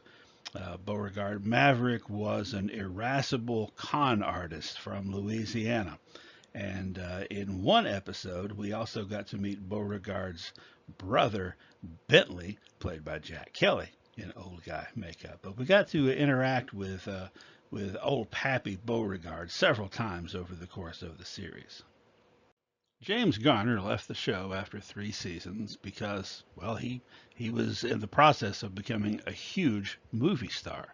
And over the years, he has starred in a wide range of different types of big budget Hollywood films, most of them, well, many of them very successful. And as you can see here, quite a few of them westerns.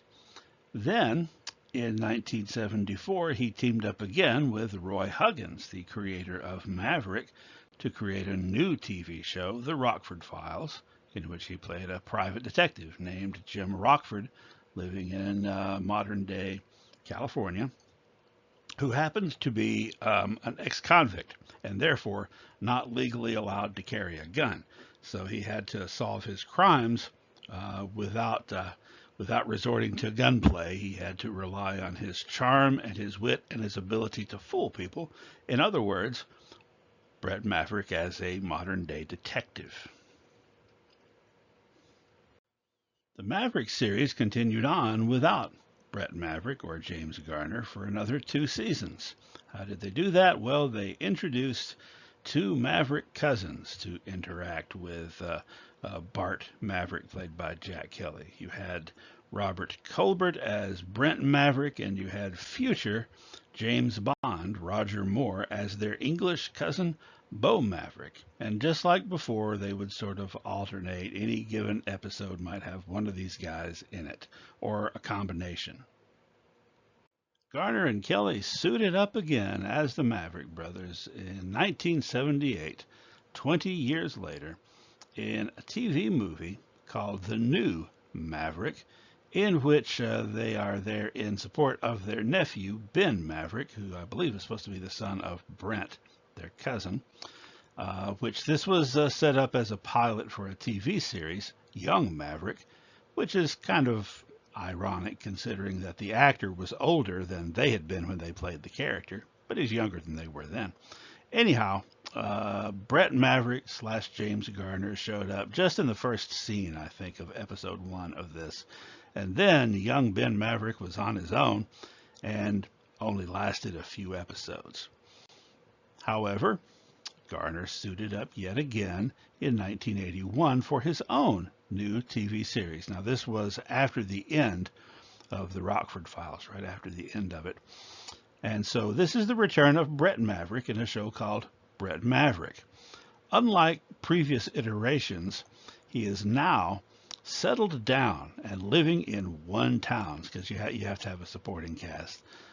Well, you don't have to, but they had one. So he makes friends with the people in town, like the local sheriff and so forth. This one also only lasted one season, but I remember watching it regularly when it was on 1981 and 82, and I really liked it at the time.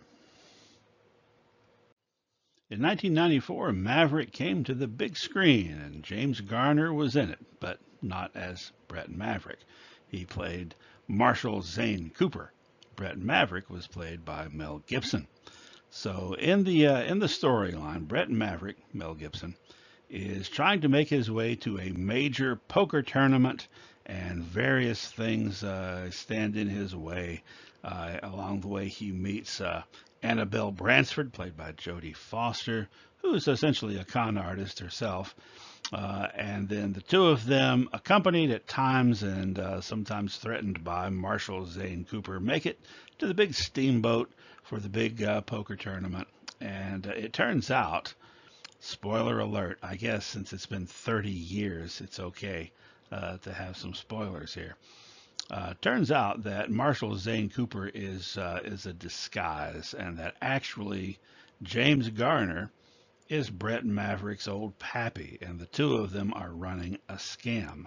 So for anyone who is disappointed that James Garner is in a Maverick movie but not as Brett Maverick, it is cool at the end to discover that he actually is reprising his role as Beauregard Old Pappy Maverick. 1958 was the high point of the Western TV craze and the year that saw the most new Western series introduced on network television, 18. But of those 18, two-thirds, or 12 of them, only lasted a single season. Many of them have been pretty much forgotten, although some are still noteworthy. Yancey Derringer actually was a pretty good Western show about a riverboat gambler. Jefferson Drum, by the way, another TV series about a brave newspaper editor in the Old West, though this one did arm himself. Also noteworthy, the Disney production of The 9 Lives of El Fego Baca.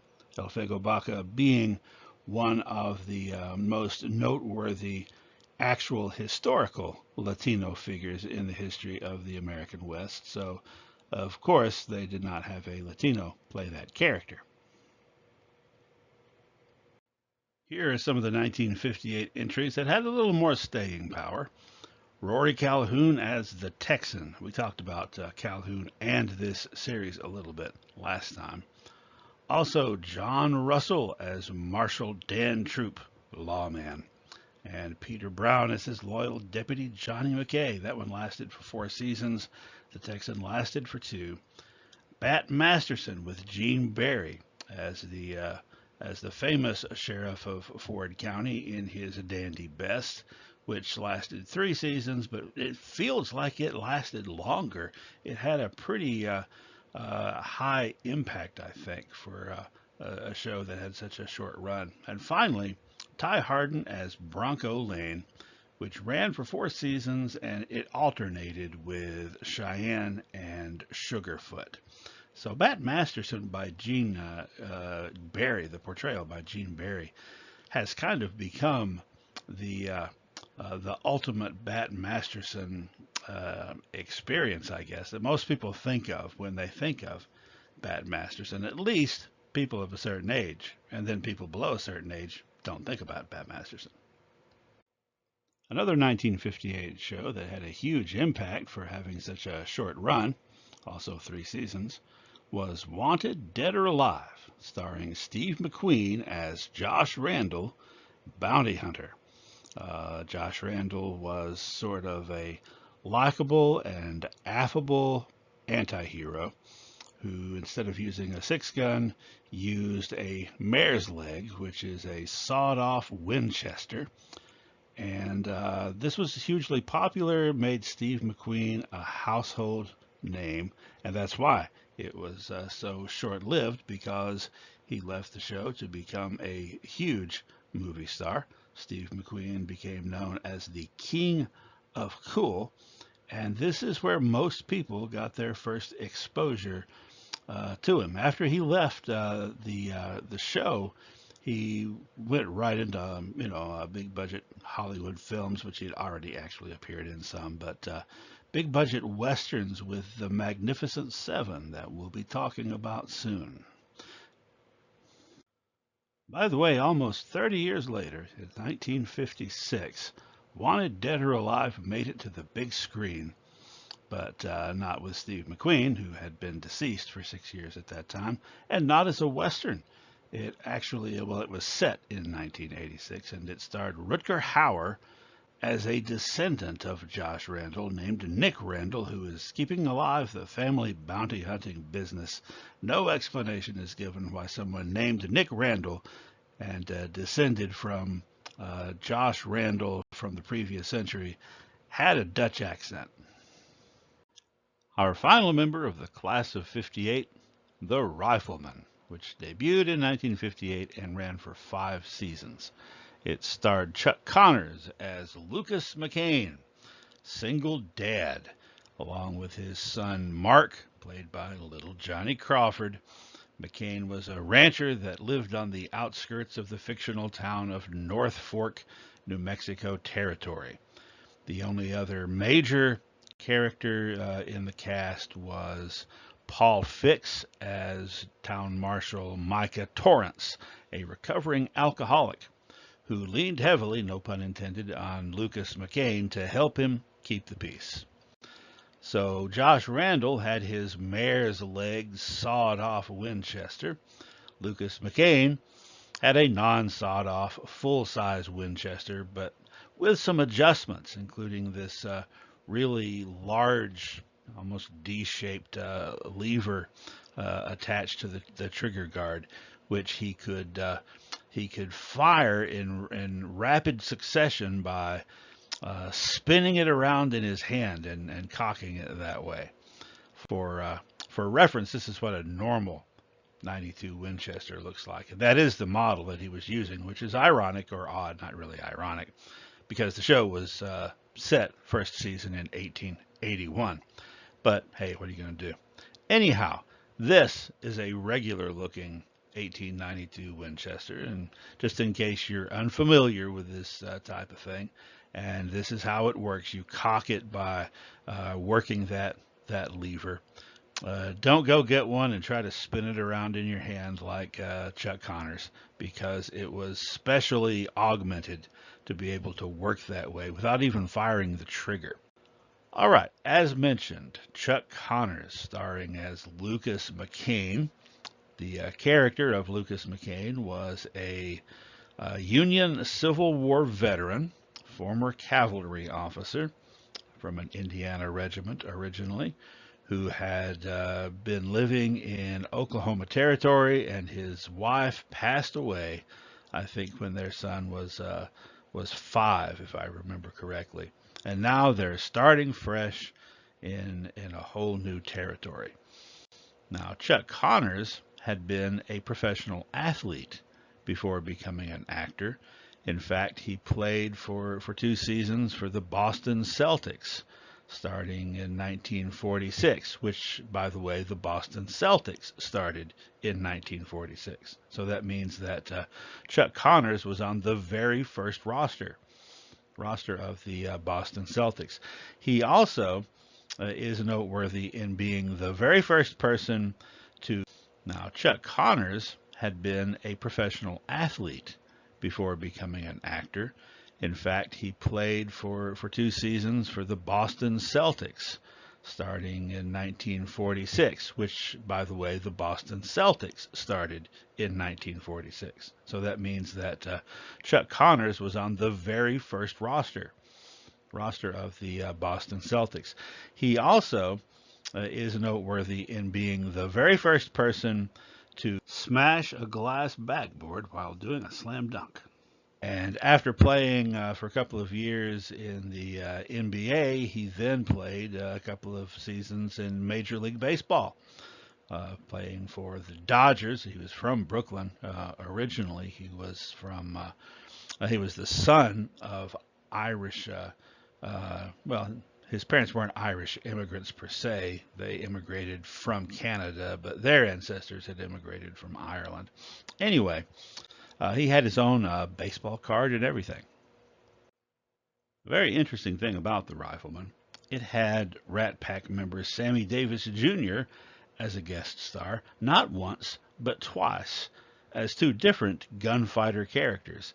So in the 1950s and early 60s, seeing an African American cowboy was almost unheard of on TV and even Hollywood westerns.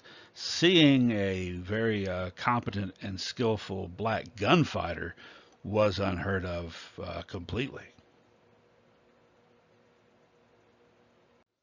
This is Sam Peckinpah. In the late 50s, Peckinpah was writing a lot of scripts for TV westerns, including some for Have Gun Will Travel and for Gunsmoke. One in particular, a script that he wrote called The Sharpshooter, he had submitted to Gunsmoke, but they turned it down because they said it was too violent. Therefore, he went to Zane Grey Theater with it, and they took it and filmed it. The episode The Sharpshooter appeared in the second season of Zane Grey Theater and starred Chuck Connors as Lucas McCain and Johnny Crawford as his little son Mark. It was essentially the pilot for the series The Rifleman, though it hadn't been intended as a pilot, but rather as a self-contained story. It was just so well received and so popular that it was spun off into its own show in 1958. So you could say that Sam Peckinpah was the creator of The Rifleman. And in fact, once the series started, he came in and wrote many of the episodes in the first season, directed several episodes in the first season, but ran into some difficulties with producers because he did not believe that things should be sugar-coated. He did not believe that things should be pulled back, as it were, or glossed over. That he really believed in complex characters, delving deeply into their inner lives, but also expressing action, including very violent action sometimes. Peckinpah is someone we're going to be talking a lot about in a little bit when we get to the 1960s. He's going to be known as a filmmaker who is associated with graphic violence. Some people called him Bloody Sam. Also associated with being one of the best Western filmmakers of his generation, and in fact filmmakers of any kind. But he was not able to kind of submit himself to the family-centric approach that producers wanted to take with The Rifleman. So by the end of the first season, he was gone. This is the first page of the Mad Magazine parody of the Rifleman. I'm going to zoom in on some of the panels in a moment. When I was a kid in the 70s, Mad used to put out these mass market paperbacks that had reprints from old issues, and so I read this one when I was a kid, even though I was born several years after the Rifleman ended on TV, and it has stuck with me my whole life. One of the things they point out is the fact that the TV show needed a gimmick, which is totally true. You know, this is why in 1958 you've got, with the two really probably most impactful series debuting that year as far as Westerns go, Josh Randall with his sawed-off Winchester, Chuck Connors as McCain twirling his Winchester around. There were so many gunfighters on TV. You had to have something to make you stand out. So anyway, let's take a closer look at the bottom row of panels. While this is satire, and very funny at that, I believe, it also really kind of encapsulates the series and in some ways the genre, at least as presented in a traditional sense. Gentle, peace-loving man said that, if you interrupt his loving of his peace, he'll shoot you. In fact, over the course of 5 seasons, Lucas McCain killed 120 people. The year before the TV series started, Connors had appeared in 3 Westerns on the big screen. There was the B-movie Tomahawk Trail, in which he played the lead.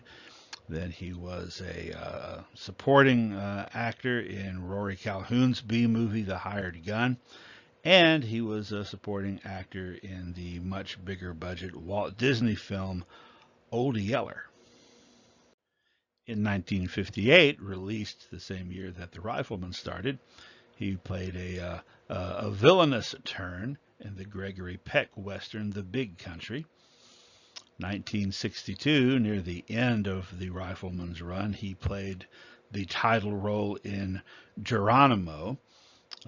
It would be many years, it would be about 30 years before they would finally make a film about Geronimo starring an actual Native American actor.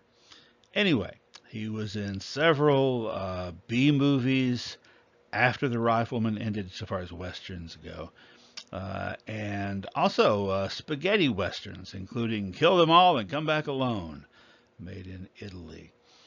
The Deserter, also a non-U.S. film. Along the way, he also got another shot, pun intended, at TV Western stardom with another series that started in 1965 and ran for 2 seasons, Branded, in which he played a character, also former cavalry officer, who had been kicked out of the army, drummed out of the service after being falsely accused of cowardice. So, branded a coward. This one only lasted a couple of seasons. It had the misfortune of coming along just as Westerns were falling out of favor on the small screen. But it is remembered fondly by many and regarded as a very well-written and well-done series. In 1971, Connors gave a memorable performance in the comedy Western Support Your Local Gunfighter, starring James Garner. Connors played the incredibly frightening bad guy gunfighter Swifty Morgan. In 1972, he was in another spaghetti Western, Pancho Villa, starring Telly Savalas as Pancho Villa, and featuring Clint Walker as Villa's American lieutenant and Connors as a U.S. Army officer on the other side.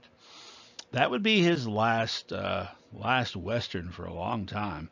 He appeared he acted in an unreleased pilot TV show called Lone Star in the 80s, and also 1988 appeared in the TV movie Once Upon a Texas Train. As you can see, he's not even among the 4 names above the title.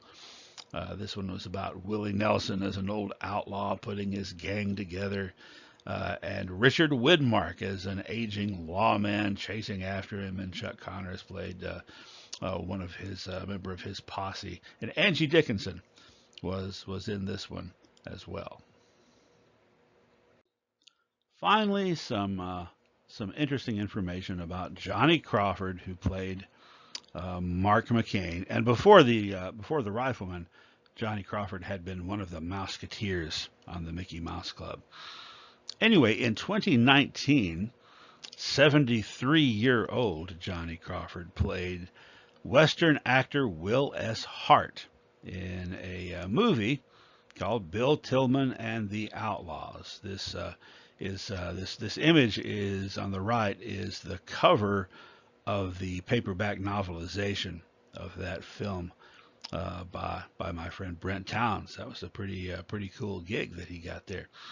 Anyway, we've talked at the very beginning of I think the previous video about the development of the silent film Western industry and Bill Tillman's role in that. So Johnny Crawford plays Will S. Hart in that. And that same year, the year that it came out, he was diagnosed with Alzheimer's. And by 2 years later, 2021, he had passed away at the age of 75.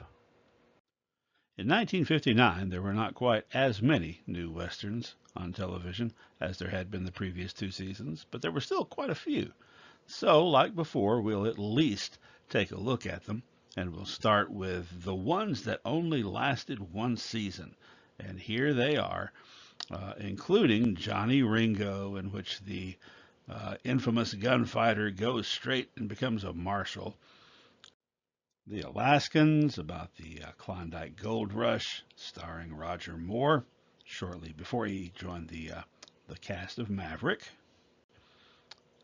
Man from Black Hawk was about an insurance investigator representing the Black Hawk Insurance Company of Chicago, Illinois. I have no idea how that didn't take off. Pony Express is pretty self-evident.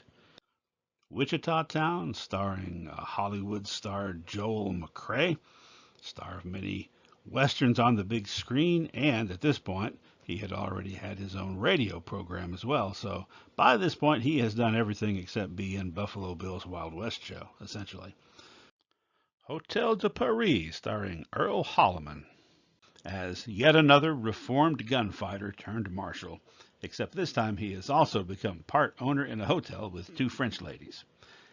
And finally on this slide, Law of the Plainsman, which was a spin-off from The Rifleman, starring Michael Ansara. In a role he had played twice on The Rifleman as a guest star, Sam Buckhart, United States Marshal, who also happened to be Apache. So this is pretty significant. You've got a Native American character now not only headlining a TV series, which we've had before in the 50s, but starring as a Wild West lawman. And Sarah, of course, we had seen not too long before this, a couple of years, as Cochise in the TV version of Broken Arrow. You might know him best, though, as Klingon Commander Kang from Star Trek, a role that he would reprise 30 years later on Deep Space Nine. All right, here are some of the more durable and stronger series, the ones that got 2 seasons. Starting with Riverboat, starring Darren McGavin and Burt Reynolds. Wow, what an unexpected pairing. This is a couple of years before Burt Reynolds joined the cast of Gunsmoke. And he was actually only in this one the first season because apparently he and Darren McGavin couldn't stand each other. You also had Nick Adams as Johnny Yuma, the Rebel, a former Confederate from Texas who was dedicated enough to the cause he kept wearing that little hat. And also he carried a sawed-off shotgun. It seems as though Josh Randall started a trend the year before with sawing things off.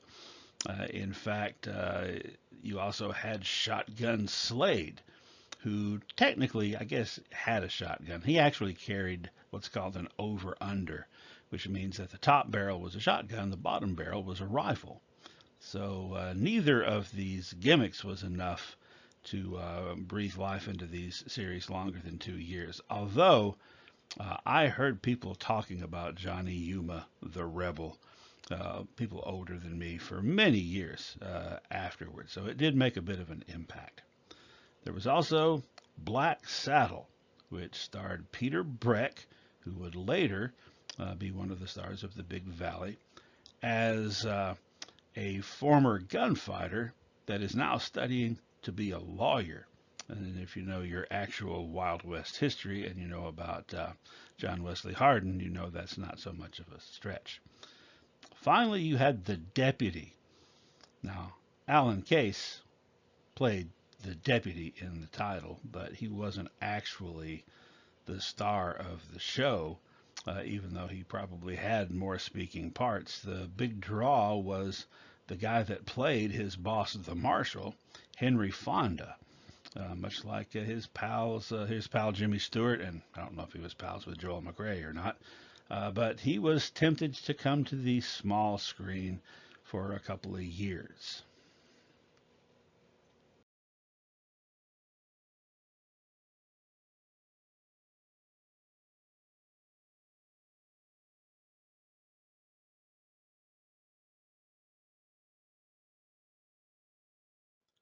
Of all the new westerns that debuted in 1959, only three of them made it longer than 2 seasons. Laramie, which lasted for 4, and Rawhide, which lasted 8. So Laramie was about two partners who start a stagecoach station near Laramie, Wyoming. The stagecoach station is, well, it's kind of similar to a bus station if you've ever traveled that way. It's a stop-off point so that the people traveling on the stagecoach, much like people on the Greyhound, so that you can stop off there, stretch your legs, use the restroom, maybe get a bite to eat, maybe even stay overnight, rest the horses, maybe get fresh horses.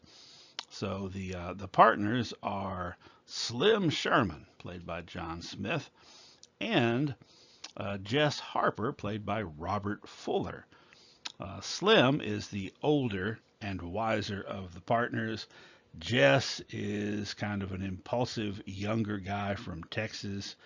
The rest of the main cast is Jonesy the cook, played by music legend Hoagie Carmichael, and as Slim's little brother Andy, Robert L. Crawford Jr. Now, if Jess Harper looks familiar, Robert Fuller, we just saw him a few minutes ago, because after this show gets canceled after 4 years, he winds up being brought onto Wagon Train in the last couple of seasons of that show. At 8 seasons, Rawhide was the sixth longest running Western series ever. It was about a group of cowboys trailing a herd of cattle northward out of Texas, an annual event, and followed those trail hands, most of whom remained the same year after year. Also had one of the greatest TV series theme songs of all time, "Head 'em Up, Move 'em Out," Rawhide. It was created, produced, and many of the first season episodes directed by Charles M. Warren, whom we talked about when we discussed Gunsmoke. It starred Eric Fleming as Gil Favor, the trail boss. He was the guy in charge. It also starred Clint Eastwood as Rowdy Yates, one of the cowboys, and then eventually the person that it was made clear that Gil Favor was training to be a trail boss someday. Clint Eastwood, by the way, he had appeared in guest roles in several westerns, most notably an episode of Maverick that was pretty funny, actually. and had developed a friendship just earlier this very same year, 1959, with Burt Reynolds, when both of them were fired from Republic Pictures the same day and essentially declared hopeless as movie stars. Anyhow, Rowdy Yates, Clint Eastwood, this is the role he would be closely associated with for years, even though a lot of folks younger than me have no idea that such a role ever existed and yet are very aware of Clint Eastwood. Also in the cast, Sheb Woolley as Pete Nolan, the scout, the guy that ranges out ahead of the herd trying to find water. Sheb Woolley had a fascinating career even before this. If you've seen High Noon, he may look vaguely familiar. He played the younger, not quite as bright brother of the outlaw leader Frank Miller. And he also was famous for his novelty songs. In fact, he had a huge hit the year before Rawhide started with a song about a one-eyed, one-horned, flying purple people eater. Paul Brinegar and James Murdoch were on hand as Wishbone Haggerty, the cook, and Mushy Mushgrove, his assistant.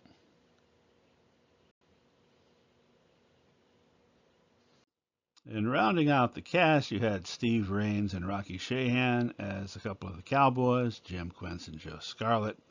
You also, not pictured here in the group photo, had Robert Cabal as Jesus Patinas, the wrangler, the guy that took care of the horses, referred to by the other cowboys as Jesus, and occasionally would be the victim of prejudice and bigotry at the various towns that they stopped at. And that's part of the layout of Rawhide. They're on the move, right? Because they're trailing this herd northward, and they're going through different areas, passing by different towns, and meeting people along the way. And in that way, it made it kind of similar to Wagon Train. You've got a main group of people, but you've also got the possibility for meeting a lot of folks, different folks, each episode. And kind of like Maverick, you had essentially two leads, Gil Favor and Rowdy Yates, although just like with Brett and Bart Maverick, clearly one of them was ranked above the other. But sometimes one would take the lead in a story, sometimes the other, sometimes both, and sometimes some of the other characters might be the lead character in a particular episode's story. And by the way, this is not the full extent of the cast. There were several cowboy characters that were recurring, some of whom were part of the Trail Drive crew for years or for seasons, some from near the beginning, some joining along the way. By the way, around 1963, there was an Italian film director named Sergio Leone who wanted to make a Western, which he was going to call Per un pugno di dollari. And he wanted an American cowboy star to headline this Western. In fact, he wanted Henry Fonda. After a little bit of investigation, he quickly discovered he could not afford Henry Fonda. So he offered the part to Charles Bronson, who read the script and was very unimpressed with it and said no thank you. Then it was offered to Ty Hardin, the star of Bronco, who passed on it, and it was offered to Rory Calhoun, who also said no thank you, and it was offered to several more people. In fact, at least one source that I've seen says that it was offered to Eric Fleming, who played Gil Favor on Rawhide, and he too said no thanks. And at some point, someone said, how about the other guy from Rawhide? And it was offered to Clint Eastwood.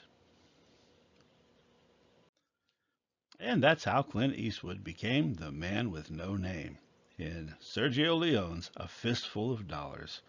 That was released in Italy in December 1964 and became a hit there and was a hit throughout Europe. Following year, they started making the next installment for a few dollars more, and Clint Eastwood was was on his way. However, the films had not been released yet in the United States and would not be until 1967. I think January 1967, A Fistful of Dollars would be released, and then For a Few Dollars More was released just 4 months after that. And they made an enormous amount of money in the United States, in the U.S. box office, having already made quite a bit of money in Europe. So 1967, Clint Eastwood was on his way to becoming the household name that he is today. But, well, he was already a household name, I guess, because of Rawhide, but not quite to the same extent. He was still in Rawhide when those two films were made in Italy. He was making them on his summer downtime. However, by the fifth and sixth seasons of Rawhide, it's becoming, the mid 60s. The Western was in decline, and the ratings for Rawhide were falling, and it fell way, way down in the rankings, falling out of the top 20 and then out of the top 30. And so, in an effort to save money, at the end of season 7, the producers fired basically everybody in that picture except for Clint Eastwood and the cook, including Eric Fleming, who stated in interviews that he was fired because he was being paid so much, which he was. Not as much as he claimed he was, but he was being paid a lot for the time because the show had been so enormously popular for years. So he was forced out.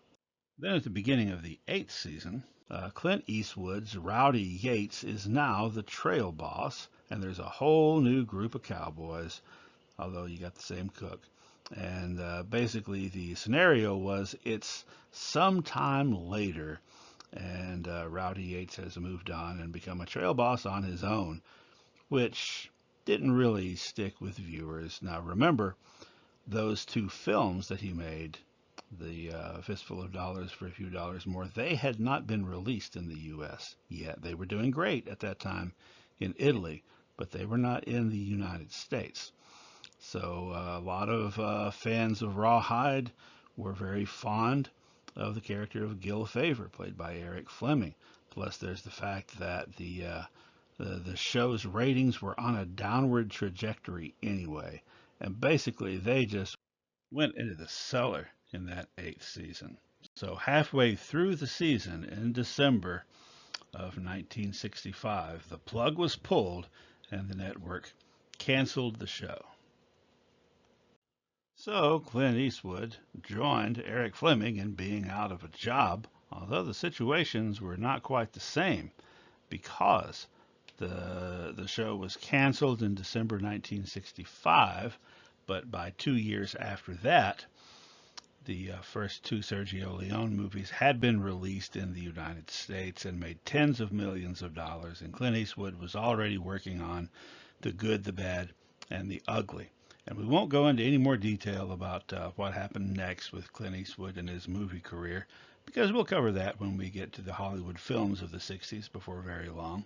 But we will talk a little bit about what happened to Eric Fleming after he got fired a few months before Clint Eastwood essentially did with the cancellation of the show. So he had parts in a couple of small productions, and then he headed down to Peru to film an adventure movie. And in 1966, while filming, he was in a canoe in the river. He and an actress, and the canoe tipped over, and the current, very strong current, caught Eric Fleming and swept him away. The actress made it to shore, but he did not. He was drowned in 1966. And now for the final TV Western from 1959, or actually from the 1950s, that we're going to discuss here, Bonanza. By the way, in case you didn't know, bonanza comes from a Spanish word that refers to a rich deposit, a large rich deposit of minerals or of ore, something that is extremely valuable. So a gold strike, a silver strike is a bonanza. And in fact, there were both of those things near Virginia City, Nevada. Virginia City is one of those mining towns we talked about way back when. So this show is set on the Ponderosa, which is a fictional ranch that is just south of the non-fictional town of Virginia City, bordering Lake Tahoe in Nevada. It's a ranch that's about 600,000 acres and is owned by the Cartwright family. And here you see the Cartwrights. You got the father on the left and his three sons. The father, Ben Cartwright, is played by Canadian actor Lorne Greene. Eldest son, Adam, is played by Pernell Roberts. Adam is an extremely responsible first child kind of person. He is also extraordinarily intelligent. He has been back east to college where he studied architectural engineering. And in fact, the house, the very elaborate house they live in, he designed. Dan Blocker plays son number 2, whose name is Eric Cartwright, but everyone calls him Hoss because he's a big old hoss. Affable, amiable, kind of impulsive, but also very gentle, while at the same time not so gentle when the situation calls for it. And finally, youngest son, Little Joe Cartwright, played by Michael Landon, who was already famous for being a teenage werewolf at the movies. When the show starts in 1959, Landon is supposed to be, or Little Joe is supposed to be in his late teens. Now, Little Joe is also very impulsive, has a quick temper, is quite the ladies' man. In fact, he's practically obsessed with the ladies, like young men tend to be. One thing that I find very good about Bonanza, one way in which it beats out Gunsmoke in a big way, is the fact that the show starts in 1959 and it is set in 1859.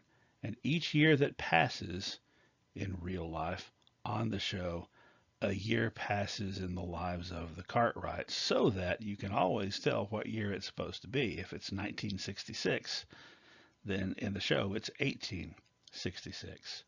So that's very helpful. I told you how crazy that the Gunsmoke timeline drives me.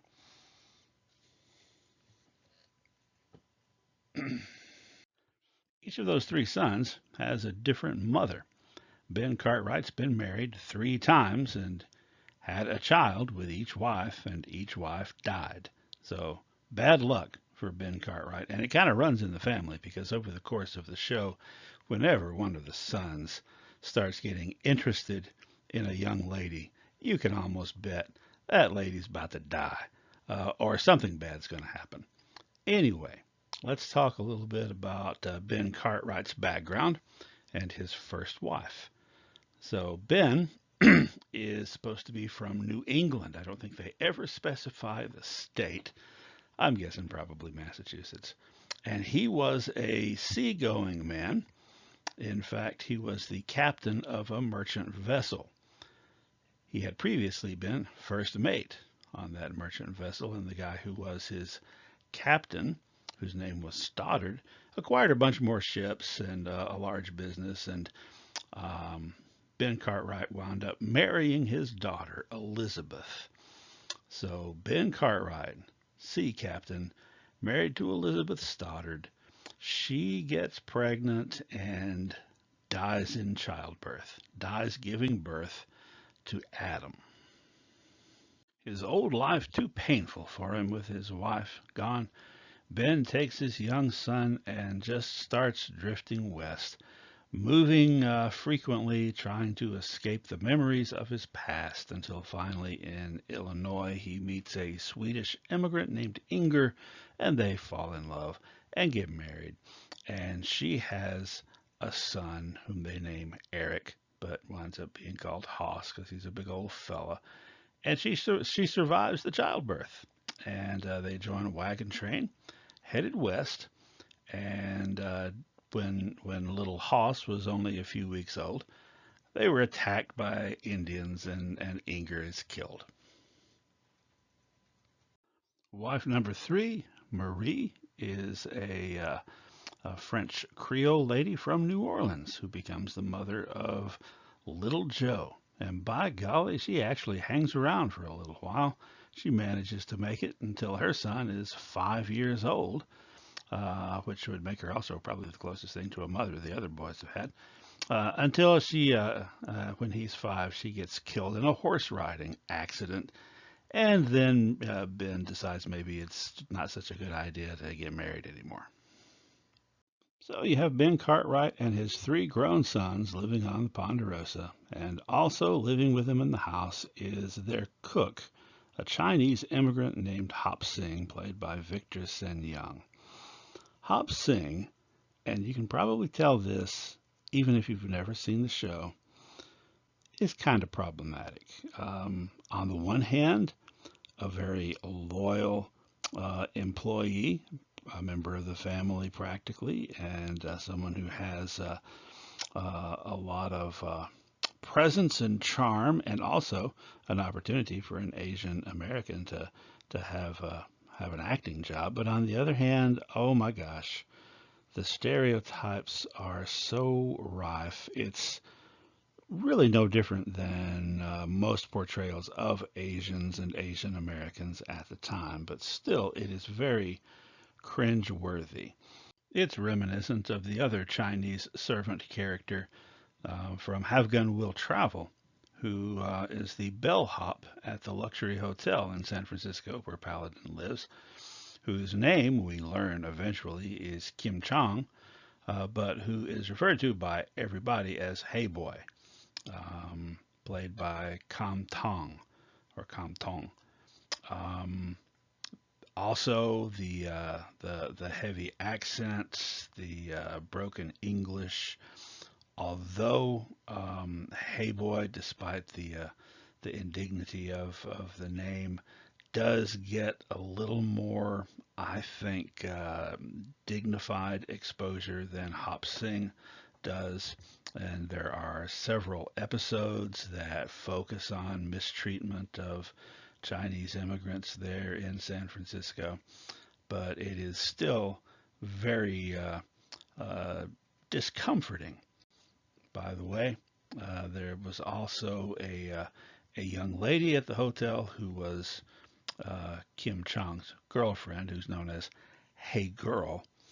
And, you know, I have a lot to say about the presentation of various minority groups in these Golden Age Westerns, which again is a reflection of the world in which they were made. And I'm going to go into in depth on those things once we have gotten past the introduction to the genre itself. But I will be revisiting this. Anyhow, a couple of other recurring characters throughout almost the entire run of the show are Sheriff Roy Coffey and his deputy Clem. From time to time, they get some heavy focus on them in their storylines. As we've discussed earlier, Bonanza went straight to the top of the charts and pretty much stayed there. It was extremely popular and successful, which is a great thing for the actors involved. Except one of those actors didn't feel that way. Pernell Roberts, who played Adam, after a few years started to get very uncomfortable, started to want to stretch himself more as an actor. He regarded himself as, at least he wanted to be, a serious actor, and he didn't view this as a serious role or a serious program. In fact, he thought it was kind of banal. And in particular, he didn't like the idea that the whole premise of the show is 3 grown men living with their old dad who tells them all what to do and treats them like adolescents, even though they're by this point in their 30s. and there's no room for growth there for his character or for him. So he started talking about wanting to get out. He made a comment that not only did he not get to stretch himself as an actor, he didn't even get to change clothes because, much like in Gunsmoke, the outfits stayed the same so as to make it easier when showing those horse chasing scenes, right? And unlike Gunsmoke and many other of the shows we've talked about, Bonanza didn't start out in black and white and then go to color. It was in color from day one. So even that started to grate on Pernell Roberts after a while. To the producers, it was starting to seem like Pernell Roberts was not going to sign up to renew his contract. So in the fifth season, they decided to act preemptively and bring in another handsome leading man type actor to fulfill that role in the show. And they chose Guy Williams, formerly known as Zorro, soon to become Lost in Space, as Will Cartwright, Ben Cartwright's nephew. So he came in, he was heavily focused on for 5 episodes. To the producers, it was starting to seem like Pernell Roberts was not going to sign up to renew his contract. So in the fifth season, they decided to act preemptively and bring in another handsome leading man type actor to fulfill that role in the show. And they chose Guy Williams, formerly known as Zorro, soon to become Lost in Space, as Will Cartwright, Ben Cartwright's nephew. So he came in, he was heavily focused on for 5 episodes. At which point Pernell Roberts said, "You know what? I changed my mind. I'm not leaving now. I'll stick around for a while and renew my contract for one more year." So they let Guy Williams go, and then the following year, Pernell Roberts quit. As we've discussed, it was the custom in those days when an actor quit a TV show not to address the fact that they were gone, not to explain where that character was. They were just simply not mentioned anymore. But it's a little difficult to do that when the character in question is a member of the family, right? So where are they all of a sudden? Well, it was never really fully explained. There were references down through the years of getting a letter from Adam that he had gone back to Boston, maybe to oversee that end of the family business. Sometimes he's writing from places around the world, from Paris, for instance. And it does seem that he's involved in a lot of business ventures. A long time later, the period of the TV movies in the 1990s, we learned that he eventually settled in Australia. One more thing I want to say about Pernell Roberts. He was a powerful advocate for civil rights. Here he is taking a break during the Selma to Montgomery March in the March of 1965. While he was on the show, he used what clout he had to fight certain battles.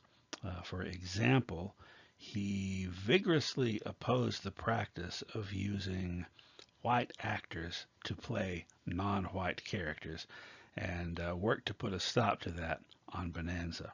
Also, he made a point of making sure that there was a scene in an episode where he and his father were discussing the Dred Scott Supreme Court case and how wrong it was and how wrong slavery was. And the producers wanted to cut that scene out of the episode, and he balked against that. And they did keep it in, and there were some southern stations that got upset or refused to run it, and they only had it in reruns in the summer when no one was watching. But still, those are some pretty significant steps for that time, though there were still some blind spots. It took a couple of years, but they finally did replace Adam and find that fourth person to kind of balance out the main cast in the person of Candy, the person that was hired to be the foreman of the ranch, played by David Canary. See that outfit he's got there with that sort of wine-colored shirt and all black? That's what he's going to be wearing every day for the next several years because now he's a regular member of the cast. He quit after season 12, but he would come back in season 14. Actually, he may have quit after season 11 and just appeared a few times in season 12. But we'll get to that in a moment. There was another character, Dusty Rhodes, one of the cowboys, played by Lou Frizzell, who would step up to act as foreman while Candy was gone. And in season 12, Ben Cartwright took in a teenage boy named Mitch and an orphan that he wound up adopting.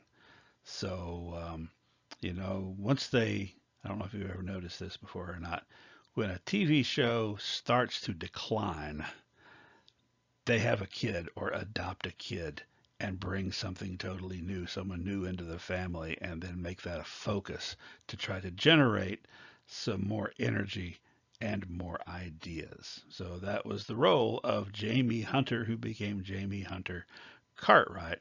As far as I know, was never mentioned again in any of the TV movies later on.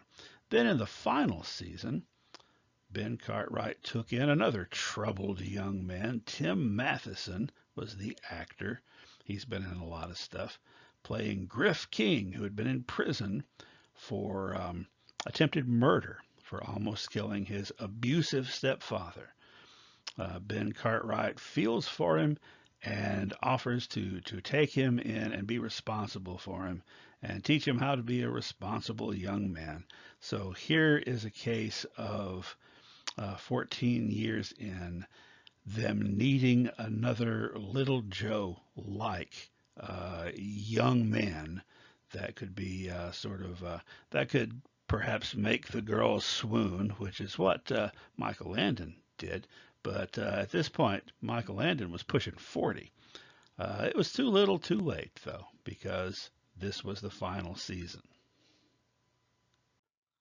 The biggest blow came in May of 1972 when Dan Blocker, who played Hoss, died unexpectedly at the age of 43.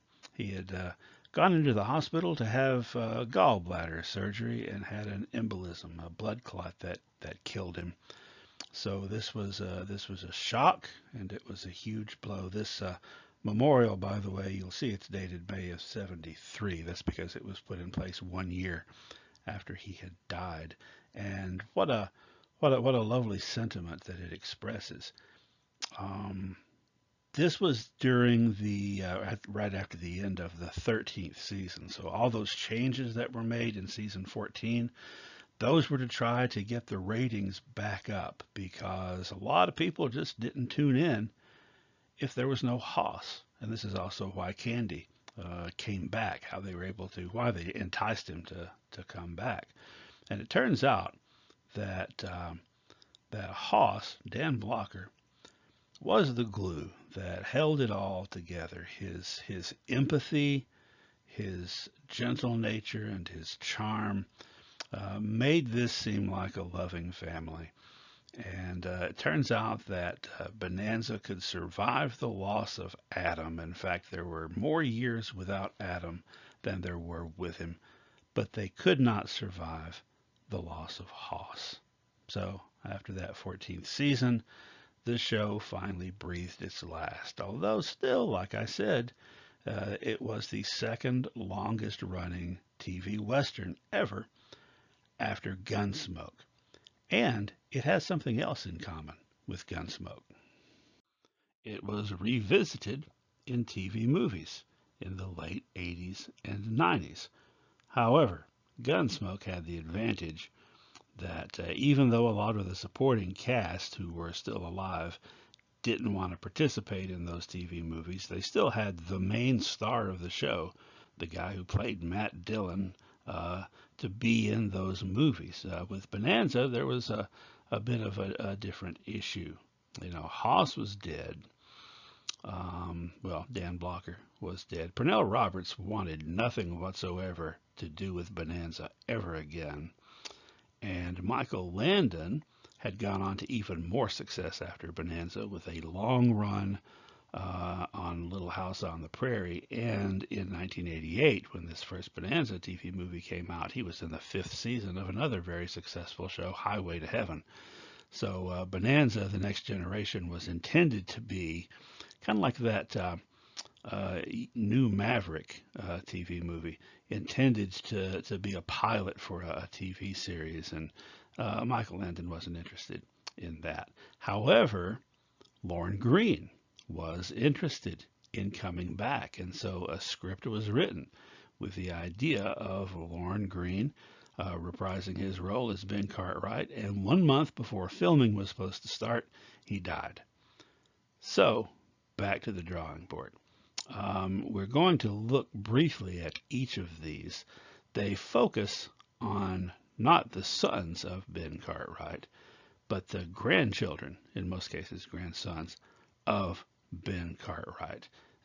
Really, literally, the next generation. As you can see, there's a 5-year span between the first and the second one, and then only 2 years after that. But during this time period here in the 90s, there were Gunsmoke TV movies and Bonanza TV movies, but they weren't quite the same thing that they had been 30 years earlier.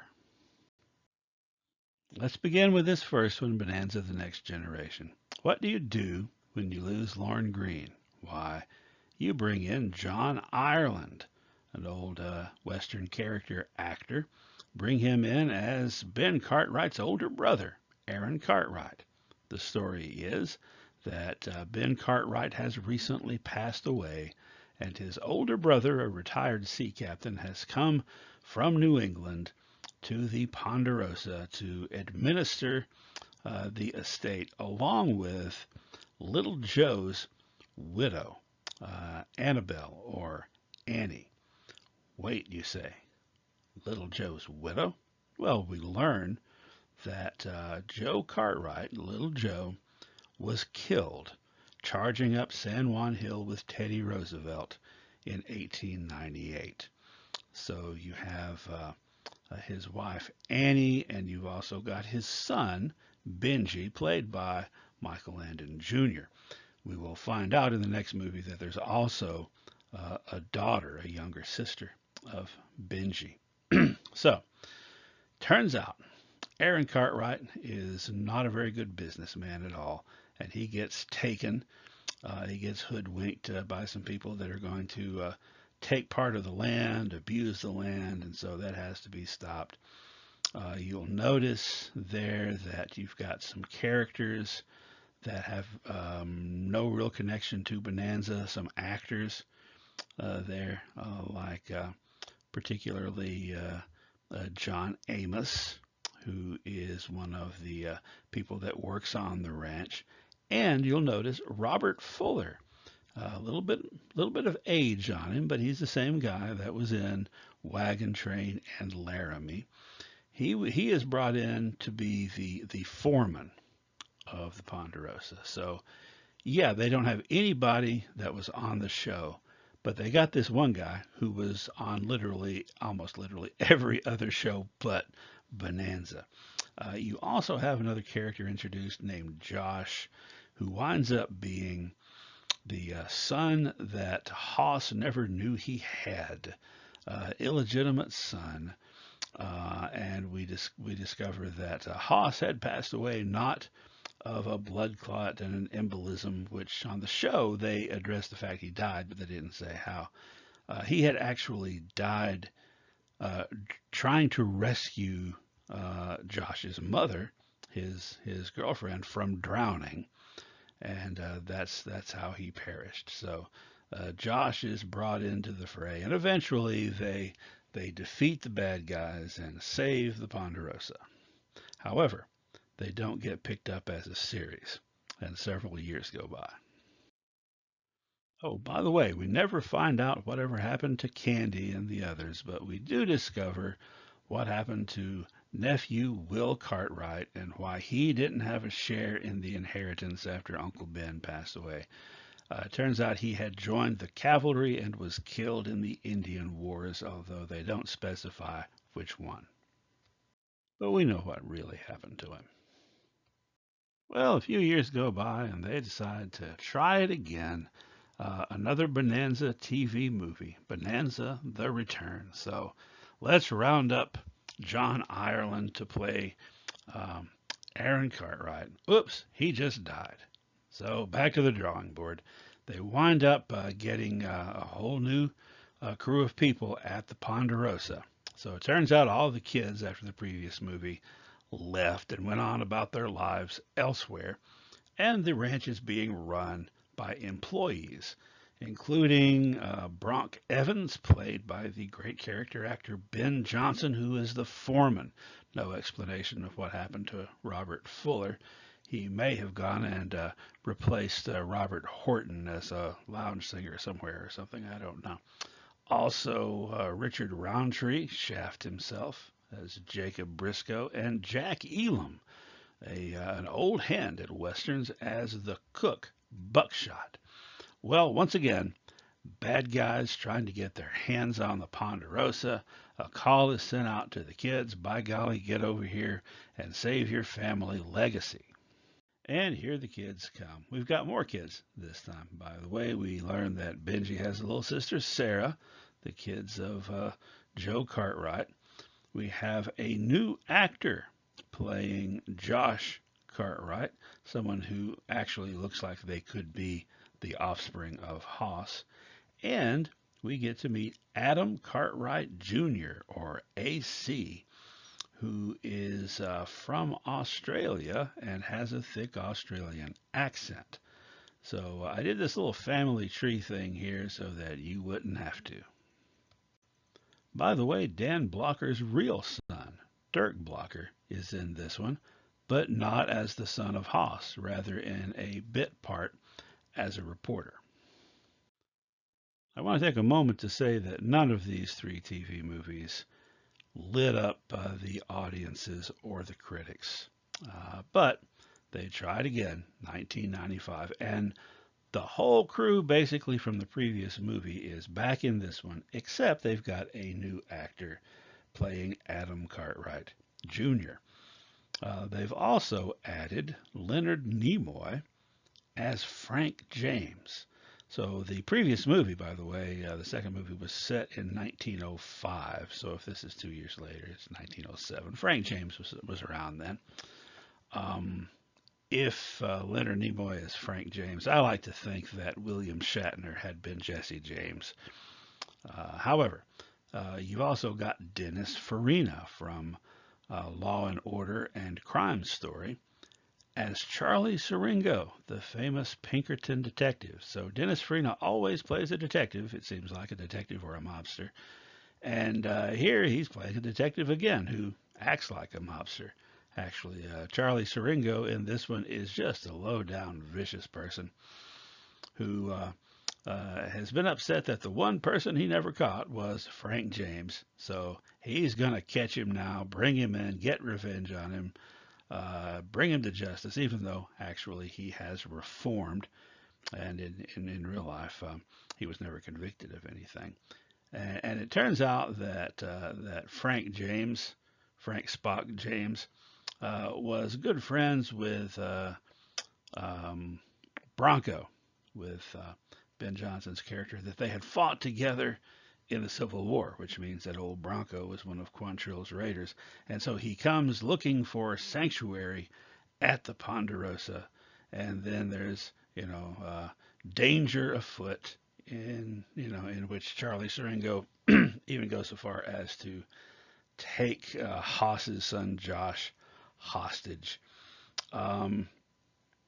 This is not the most compelling story, but it would have been as compelling as it was, whether there were Cartwrights in it or not. They were sort of window dressing. And that's how the whole thing finally stopped. Not with a bang, but a whimper, at least so far as the sequels are concerned. If sequels aren't working out, maybe we should try a prequel. And that's exactly what was done, going straight to a TV series without going the TV movie route first in 2001.